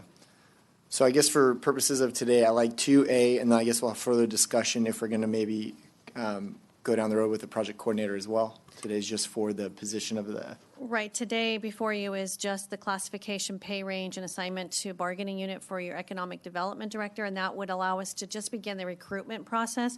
If you decided you want to add it in, if you wanted to add in a secondary position, I would work with our HR director, where we do the same thing we always do. We look out across our other comparable counties, we look at what they have, and we arrive to, as project coordinator, the title, what are the scope of work and duties that they would be expected to have, minimum qualifications, and again, pay range, assignment to bargaining unit, and we would bring that up for your approval in a future board meeting. Okay. Then with that, I like Okay. 2A. Supervisor Brennan? Yeah, I agree that I'm leaning towards 2A also. I would like to hear what the public has to say before I make my final kind of. Okay. So I'll open it up to public comment. Please come on up.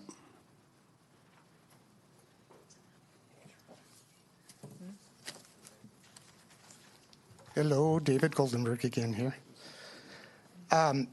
First of all, I just want to say that I am in favor of the economic development ideas. I think it needs to be well managed and carefully approached.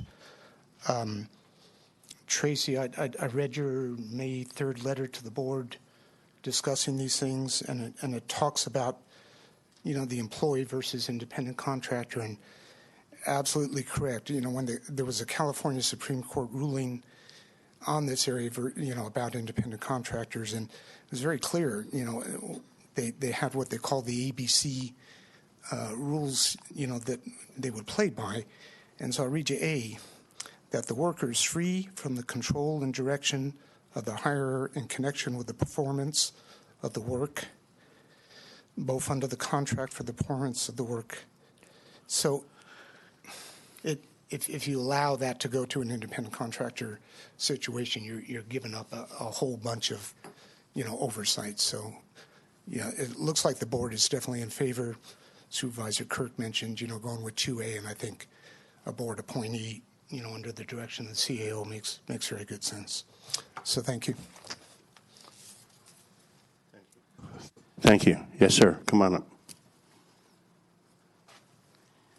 Good afternoon. Thank you for allowing me to speak on this. My name is Howard White. I'm a independent consultant right now with the Small Business Development Center, SBDC, and also with SCORE. and I reside in Columbia. My job here is to help businesses launch and grow and succeed throughout Tuolumne County and also in Calaveras County. These are two organizations that are already at the disposal of the Tuolumne County. They provide services for no cost to business owners. We are already funded through taxpayer and through grants funding. SCORE is completely volunteer. There's no money that changes hands anyway. I have probably worked with about 100 businesses in the 4 years that I've been doing this. Many of those have come to fruition and started, and others of them have been existing businesses that have grown. So I think I've been doing this. It's been very successful. I understand as supervisors you have difficult decisions regarding use of funds and limited funds and allocation of funds. And I also respect all of you for your positions and trying to manage that money from the county as best as possible. I have two observations. The decision on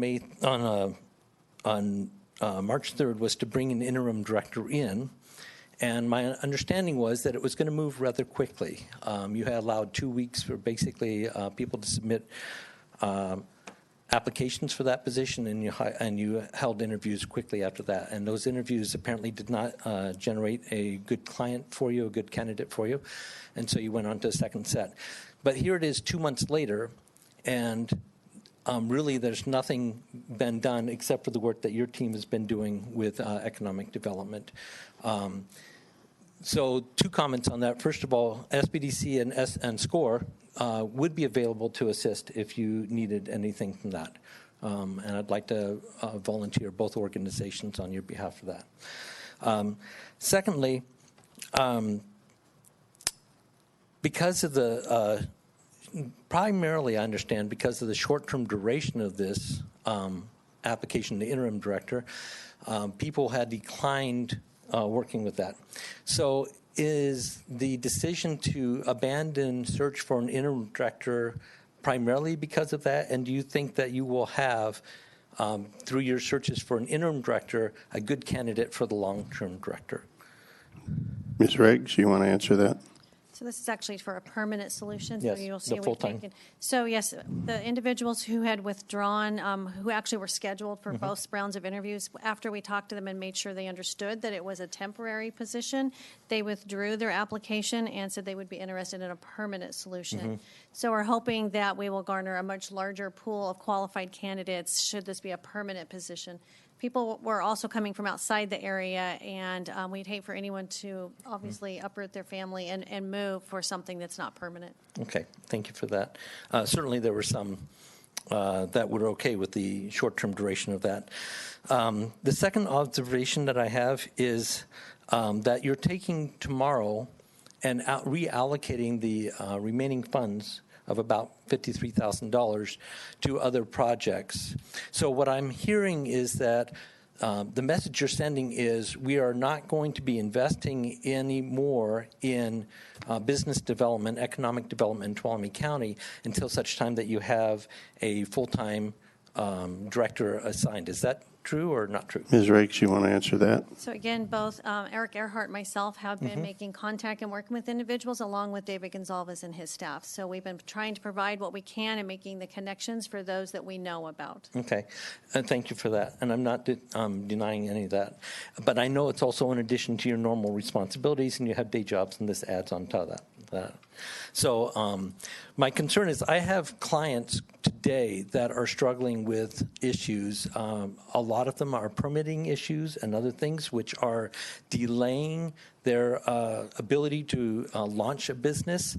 And in fact, some of those are months behind schedule at this point, and they really need an advocate to help with going through the permitting position and the group, and also getting permits and approvals to proceed. In my current capacity as a business consultant, I don't have the ability to do that. And perhaps you and your staff do have that, but I know that, again, there's a lot of demand for your time and these delays are causing problems. And these delays are also additionally adding funds to their costs as they try to bring these businesses up. You've just made our case Yes. for an economic development director. Thank you. Absolutely. I believe in the economic development director. I'm sorry to interrupt. But the question is, how long will it take to get that person in place? Because I know that Tracy and her team are doing a great job in that. Okay. Go ahead. Can you answer this question? This would actually be effective July 1st, so the goal would be to have them on board July 1st. And I would encourage you, if you have any type of situations like that, if you don't go to David Gonzalez personally, to come to me, and he and I will work together. Okay, that sounds good. The message I don't want to hear, and this is my final comment, is that Tuolumne County is closed to business development, because I'm concerned between the delay in approving the decision not to approve an interim, and a delay that may happen when we're trying to look for the long-term director, and also the funding being reallocated to other sources. That would be the message. Can you answer the question on funding?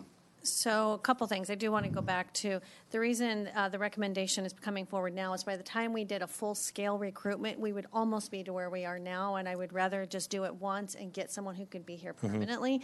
And second, the item is because we're not expecting to fill this position until July 1st. That's why that is coming up, that since the board had taken those funds out of contingencies, that this would be a use. Otherwise, those funds get caught up in fund balance. Okay. But it's expected it will take that long to do a really good formal recruitment of at least 3 to 4 weeks with the brochure and reaching out to the different associations. Okay, so your anticipation, your hope is that by July 1st, you'll have someone in place. Correct. Beginning to help. Yeah, Okay. I would like to continue to add our support from a SBDC and SCORE perspective to that. Anything we can do to help with that. My goal here is to help the business community in any way that we can. Thank you for your time. And we thank you for that. Yes, sir. Okay, any other public comment? Okay. Supervisor Brennan, I'll go to you first, since you were delaying your comments until I am in after. favor of 2A. Okay. I am as well. I think that the right thing to do is let's hire the right person, get them on board, and then we can talk with them about the project coordinator and how that, whatever it's going to be, a department, a division, or whatever, is going to operate. I'd like to hear their input before we make any decisions. So anybody else got comments or questions? Looking for a I'll just add that, this is a fresh start, and we're creating something new. And so there will be, it will take time. And so it's harder than just continuing on with what we've done in the past. But my hope, and my sincerest belief is that we will have something at the end of this that's better than what we've had in the past. And everybody here is really dedicated to getting it done as quickly as possible, so that we don't have things fall through the cracks. So I will ask one more question before I call for a motion.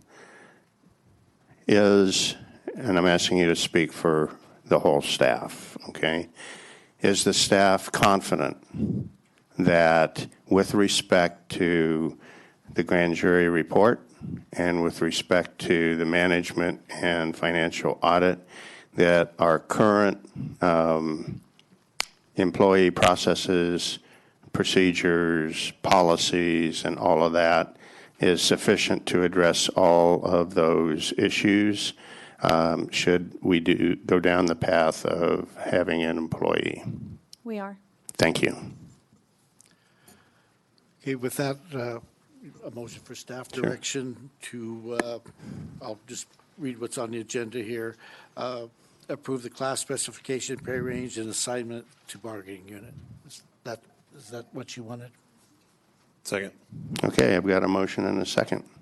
All those in favor signify by saying aye. Aye. Aye. Opposed? Abstain? Thank you, and thank you for the public comments. Will the clerk of the board please read our 3:30 appointment? On time. So who was the second on that? I'm sorry. Supervisor Campbell. Okay, awesome. You just went a little fast for me, so. Okay, and then the next 3:30 item? Ready to go.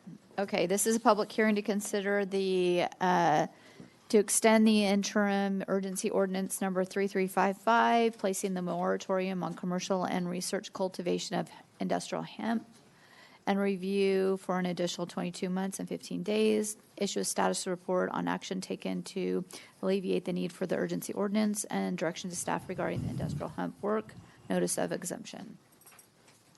Okay. As we do the Chinese fire drill here. Staff report. Obviously, we should have included more language in the agenda so that we could have finished setting up by the time the clerk finished reading. Well, you're the lawyer. I'll do better next time. Deputy County Counsel Carlin Drivdahl here. Today's public hearing is for your board to consider extending the moratorium on commercial and research cultivation of industrial hemp. As you may recall, when the board originally considered this moratorium on April 2nd, there was considerable disagreement, even among the supervisors, as to the cultivation of hemp. Through today's presentation, staff will provide additional clarification and explanation. Additionally, staff has gathered supplemental information on hemp cultivation and the current state of the hemp market. Those materials have been emailed to the board, and copies are available in the back for members of the public.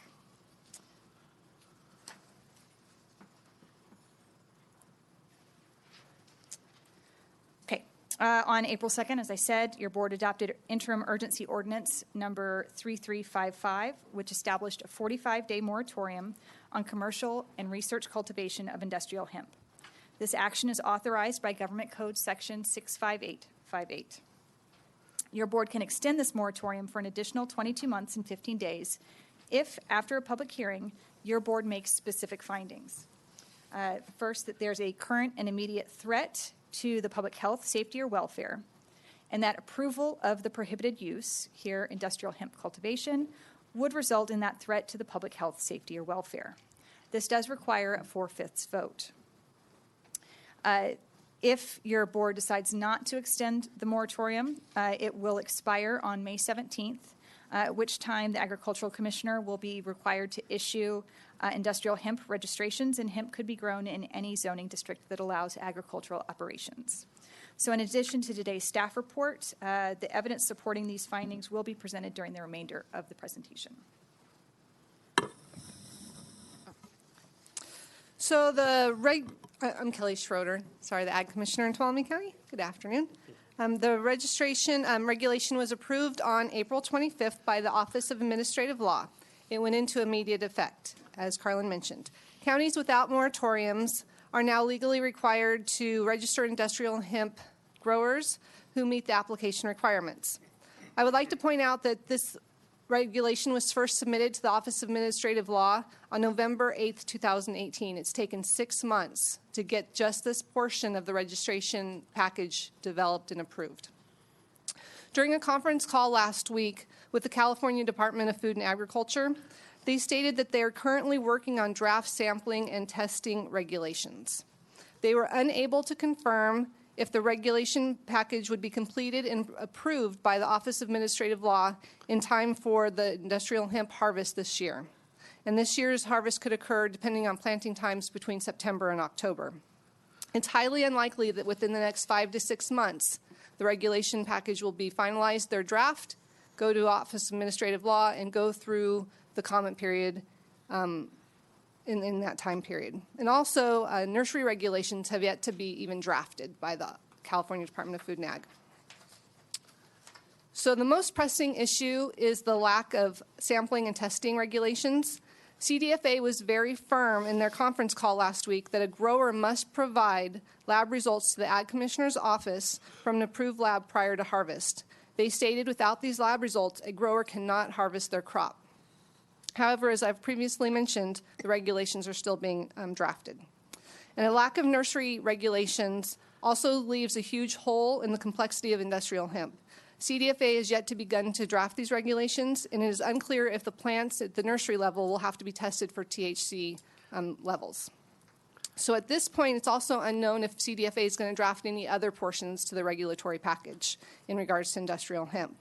They've stated that they are issuing the regulations one at a time, so it has time to go before industry and public for comments. They didn't want to group the entire package at once. They just wanted to kind of piecemeal it out to us. Okay, so cultivation of hemp. There's 3 ways that industrial hemp is grown. One is for fiber, one is for seed, and one is for CBD oil. In California, the majority of the industry right now is interested in the CBD oil as it's kind of a booming new commodity. So when it's grown for fiber, it's grown closely together like corn, and male and female plants are grown together. When it's grown for seed, it's also grown fairly close together, but male and female, we need them to breed and to cross-pollinate. But for CBD oil plants, they cull the male plants, and they only leave female plants. So it looks more like the bottom picture as a cannabis grow. So it's visually different from industrial hemp grown for fiber. And in the CBD oil, the flower or the pod, the bud, is the main commodity that they're looking for. Good afternoon, Neil Evans from the Sheriff's Office. Good afternoon, Neil Evans from the Sheriff's Office. I'd just like to kind of get some clarification, or to give you some clarification on some of the definitions that we're talking about. When we talk about hemp or marijuana, they are from the cannabis genesis of the plant. While we can say there are many strains of cannabis, and there are many shapes, sizes, different varieties of different cannabinoids within those plants. There's over 100 cannabinoids found in cannabis plants. And if you want to utilize a certain cannabinoid, then you can get a different strain that will give you the best benefit for that plant. And hemp is no different than that. And so CBD is a cannabidiol, which is a cannabinoid, as well as the tetrahydrocannabinol, or THC. So you can get different levels of each of those cannabinoid depending on how you plant, how you develop those strains of plants. So there's a couple things that we need to recognize within that. Being that there are very distinct differences in some of those strains, they all have stalks, stems, seeds, flowers, and a very unique fragrance that we're all aware of. So having said that there are many different types of cannabis plants, they all have many of the same characteristics. When we talk about CBD oil, there are several different oils that sometimes we have confusion with as well. A CBD oil, which is derived from trichomes of generally the flower, it can be found on the leaves as well, and even some on the stalk. But if you are going to get your most efficient amount of those trichomes, you're going to get them from the flower and the leaves, not from the stalk. Very few are found on the stalk, even though there are some. So as was stated earlier, you're going to grow it in such a way that you can benefit from the most amount of flower and leaves, and therefore you're going to spread them out to grow them. Another type of oil is hemp seed oil, which sometimes we often confuse with CBD oil. Hemp seed oil is derived specifically from the seeds, and we are going to try to create a plant that produces the maximum amount of seeds. The seeds do not contain any cannabinol whatsoever, and they're used for things such as cooking and other food-type processes. Whereas CBD oil, which is generally from the flowers or the leaves, is generally used for medicinal purposes and that sort of thing. The other type of oil that we often confuse with them is a hash oil or a honey oil, which is derived from trichomes as well. Generally from the flowers, you're going to get the most amount, and the leaves, and that's generally used for medicinal purposes or recreational purposes. So it's important to understand those three different types of oils. There are others, but those are the three main ones that people would commercially grow cannabis for.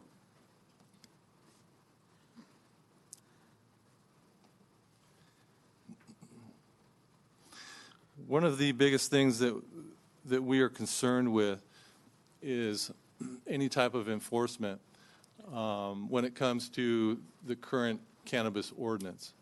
So personally, I have handled tens of thousands of cannabis plants. I have seen them 12 inches tall mature. I have seen them 14 feet tall mature. I've seen them with stalks so big that you had to use a chainsaw to cut them down.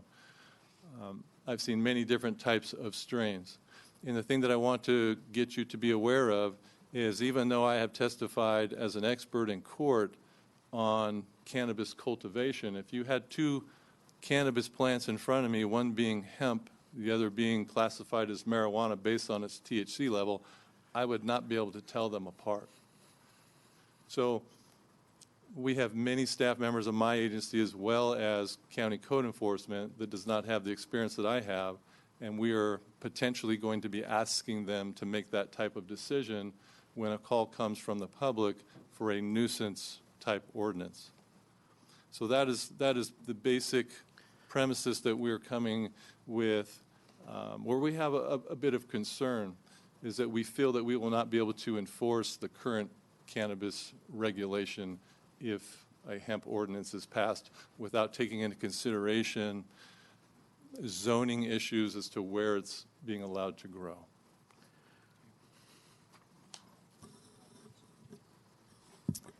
All right, so just to continue on with the county does have a commercial cannabis ban. With no regulatory system at the state level, that does impact how we're going to potentially continue to enforce our cannabis ban. Without the testing, hemp grown for CBD oil can't be distinguished from cannabis. And under state law, the difference between cannabis and industrial hemp is the THC level. So industrial hemp cannot exceed 0.3% THC. And the only way to tell is through testing. And there is no testing protocol or testing labs in place at this time. So when we look at how and where industrial hemp could be grown today if the moratorium were listed, as we've mentioned earlier, it would be allowed in any zoning district that allows agricultural operations, such as general farming and ranching. That includes our agricultural districts, but it also includes our estate residential zones. So RE1, RE5, RE10, and what we've put up on the screen is a sampling of the estate residential neighborhoods in the county that could have industrial hemp cultivation without the moratorium. This doesn't cover all of the estate residential neighborhoods, nor does it cover other neighborhoods that are adjacent to estate residential zoning or ag zoning that could be impacted. The extent to which industrial hemp could impact these types of neighborhoods is part of the reason staff is recommending the extension of the moratorium. Through a public process, your board and these communities can decide whether and to what extent this use would be appropriate or allowed. So getting back to those findings that we discussed at the very beginning, what is the immediate threat to public health, safety, and welfare? First, hemp grown for CBD oil looks and smells like cannabis. So even if it is an industrial hemp grow, the neighbors may not necessarily recognize it as an industrial hemp grow. Hemp is considered a agricultural commodity. This means that it would be covered by the county's right to farm ordinance, and again would be permitted a permitted use in any zoning district that allows agricultural activities. And from the industrial hemp growers' perspective, without the sampling and testing protocol, the agricultural commissioner cannot authorize the harvest of the hemp crop. So someone starts planting on May 18th, gets to time to harvest, they are required to do this testing. If there's not testing protocol, then Kelly will be required to order them to destroy their crop and document that. So what would a potential work plan on industrial hemp look like? First, education, both county staff, the Planning Commission, your board, and the public. What is industrial hemp? How is it grown? What are its impacts of on neighboring parcels? Then development of zoning regulations. We're going to be reviewing the state and federal regulations, which don't currently exist, and then determine if any additional local regulations are necessary. Now, this issue is not as complex as cannabis, but by way of example, it took about a year to develop the personal cannabis cultivation regulations. We had numerous public meetings, both with the Marijuana Working Group and the Board of Supervisors for educational purposes. There was great public interest, and staff brought in numerous experts to assist in explaining the ins and outs of cannabis. After the board directed staff to draft the proposed regulations, we brought it back to the board to review before sending it through to the Planning Commission. And at that time, the county was also waiting for state regulations on cannabis. So again, there's that start and stop as new things and new information comes out. At this time, it's staff's recommendation to return in January to provide an update on the status of the state's regulations. Assuming CDFA has released the full industrial hemp regulatory program, staff can provide an overview and a more detailed work plan at that time. So our recommendation today after the public hearing, first, this is another requirement of the government code, is that you issue today's staff report as your board's status report on the county's progress in alleviating the need for the industrial hemp moratorium. Second, approve the ordinance extending the industrial hemp moratorium an additional 22 months and 15 days. And then direct staff to return in January to provide a status update and a more detailed work plan, assuming the state regulations are in place. And with that, we are all here along with other staff members to answer any questions that you have. Okay.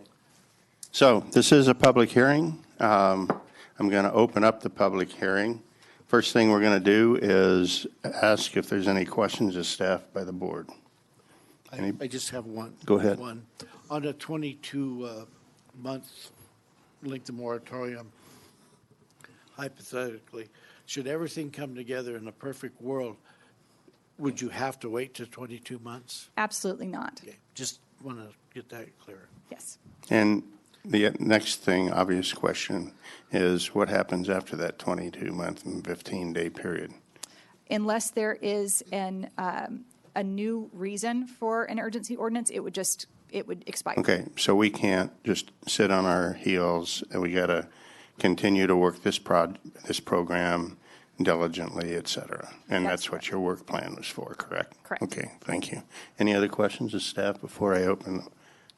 Okay. So I'm going to take public comment at this time. Anyone wish to come to the podium and speak is welcome to do so.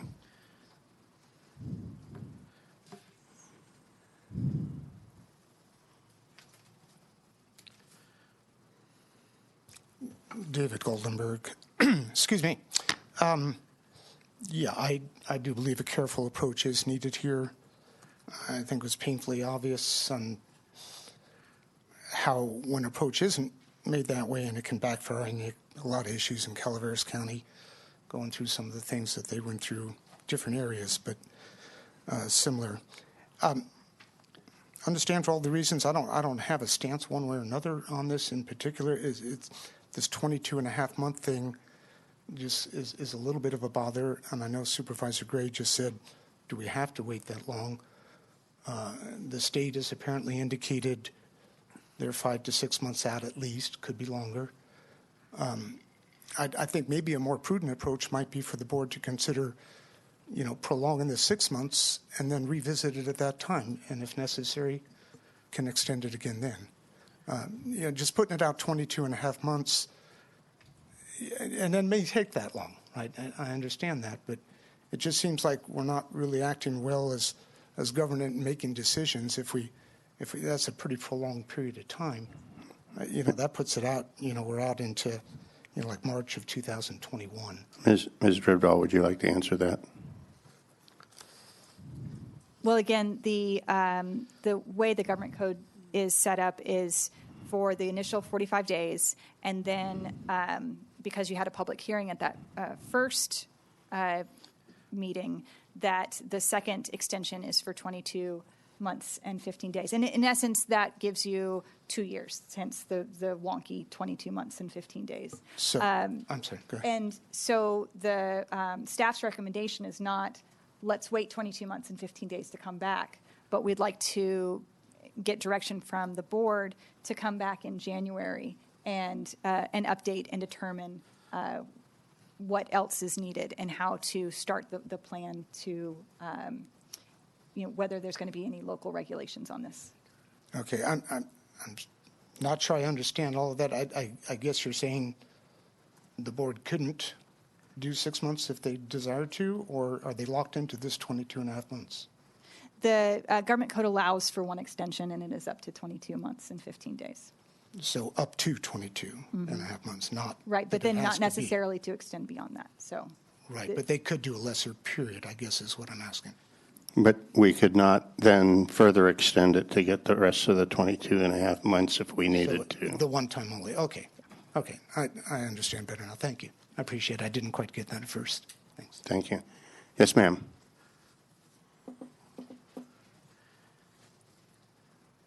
Carmianis, non-cannabis user, non-hemp user. I did have a question for council. Were you saying that if there are current hemp growers now that have crops, is there any option for them to send their attest down and have it approved?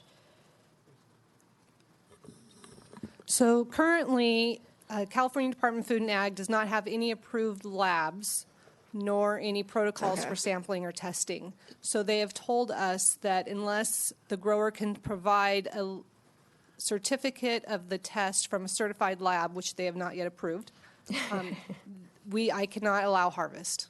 Okay, so there's no option for any labs, and I understand law enforcement, you can't tell by looking or smelling. Additionally, there was not the ability to or legally grow industrial hemp until April 25th.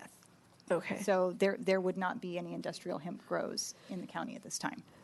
What if they can obtain clones at this point from? That's what the moratorium is. There's no industrial hemp cultivation in Tuolumne County allowed. Legal. Legal. Yeah.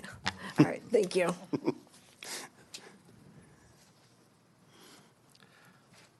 I'm just a little bit confused. At the last public hearing, I thought the moratorium was for 12 months.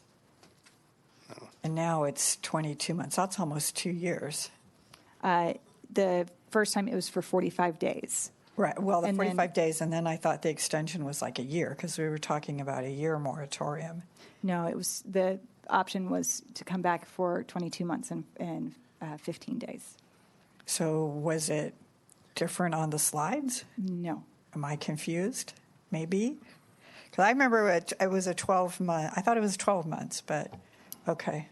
I don't think so. Okay. I could be wrong. I'll go look at the tapes.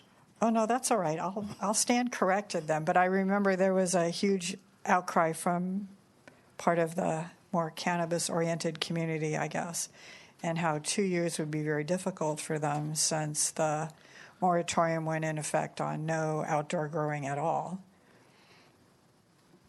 So I'm just... Well, this is a different subject than I know, outdoor but- marijuana ban. But, okay. Okay, thanks. Any other public comment? Okay, I'm going to close the public hearing, bring it back for discussion or motion or whatever the board's pleasure is. Sure, why not? All right, so for me, it's a no-brainer. There's no sampling or testing protocol, no approved laboratories for testing, no cost recovery for county staff, and there's no policies that have even been submitted to the feds for review. So I respect personal property rights, that this is not an illegal substance from the feds down, and so my personal views on hemp are irrelevant because it's the law. But what is important to me is that we back our sheriff and our law enforcement and that they have the ability. I think this might bite us in the butt in the future. I think people are going to abuse this ordinance and they're going to use it to grow marijuana. But we need to make sure that we have everything in place so that we can combat it to the best of our ability. And I just think it's just the state does this where they allow things, but then there's nothing in place to implement it. It's kind of like telling a kid, hey, here's the keys to the car, go drive the car. The kid goes, gets in the car, and there's no engine, there's no transmission, there's no steering wheel. So if we're going to allow the car to be driven, let's have the car built, and then we'll implement it when the time's right. So that's my views on it, and I also, I think I'll just end it right there. So. Okay, Ryan? Yeah, and I agree with the sentiments of Supervisor Kirk, and I respect that argument, and I'm completely in agreement about the state's role in all of this, that, they've saddled counties with responsibilities that we're not equipped to deal with, and this is a perfect example of that, with respect to the testing and all the things that go into regulating a crop like this. We have nothing to help guide us, and we're a small county. We don't have the resources to develop it on our own. That being said, hemp is legal, and it's our responsibility as public officials to find a way to make it work. And my view is that a ban or an urgency ordinance is a rather blunt instrument for this kind of thing. Like if you go back to that, I think it's the last slide before this one, we're talking about an immediate threat to public health, safety, and welfare. And I don't believe that this qualifies. I don't think, you look at each of these elements here, and thank you very much for the very reasoned recommendation that you've come up with, and I completely understand where it comes from. But if you look at these elements here, in my mind, they do not represent an immediate risk to public health, safety, and welfare. And so, I support restrictions to where it can be grown. I support finding a way to finding proper areas where it can be grown. Excuse me, taxing it. I support fining people who don't follow the rules. But an outright ban, I think, goes too far. And if we're talking about 22 months, we have to look at that at face value, that if we do have a moratorium for 22 months, it's going to be 22 months before this becomes a reality. And I know that there is possibility that you'll get an answer from the state sooner than that, and that we'll be able to work it through. But we have to look at it as though those 22 months are set in stone, and that we are going to be restricting this agricultural product, which the state has said is legal, for an extra 2 years.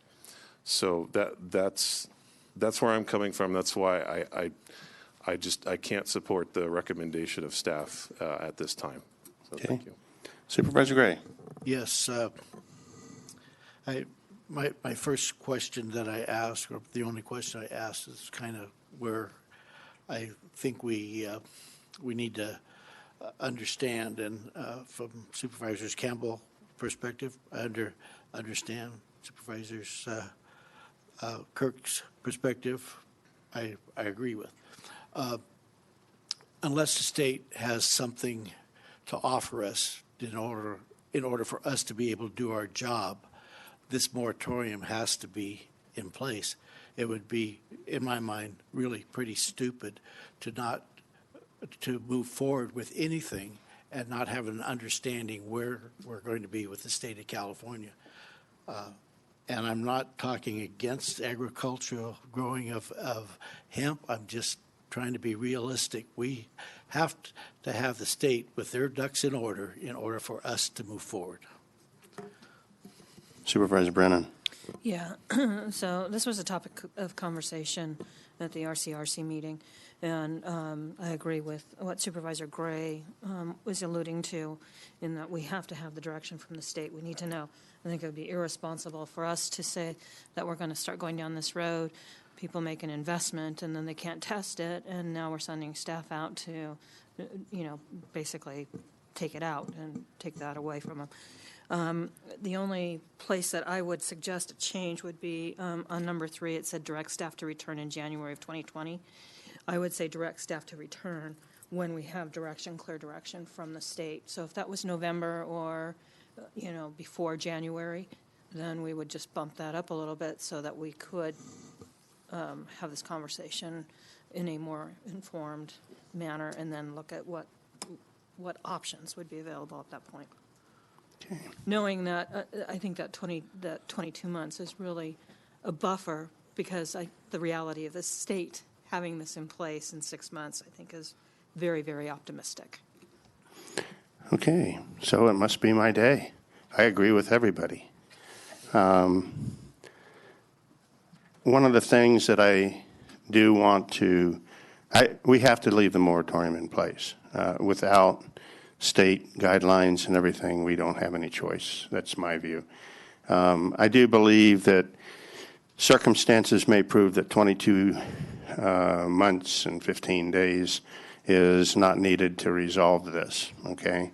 And I would ask staff, again, I agree with Supervisor Brennan, come back when we know what the landscape really looks like out there within the state, legally and regulatorily and testing and all of that stuff.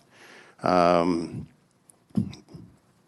as we work our way through this, I do agree that hemp is a legal ag product. We are an agricultural business enterprise, or a lot of our county is in agricultural business enterprise. So I'm looking for, I live in RE, and I don't necessarily want my neighbors growing it right next door to me, and I think I represent a common view in the county.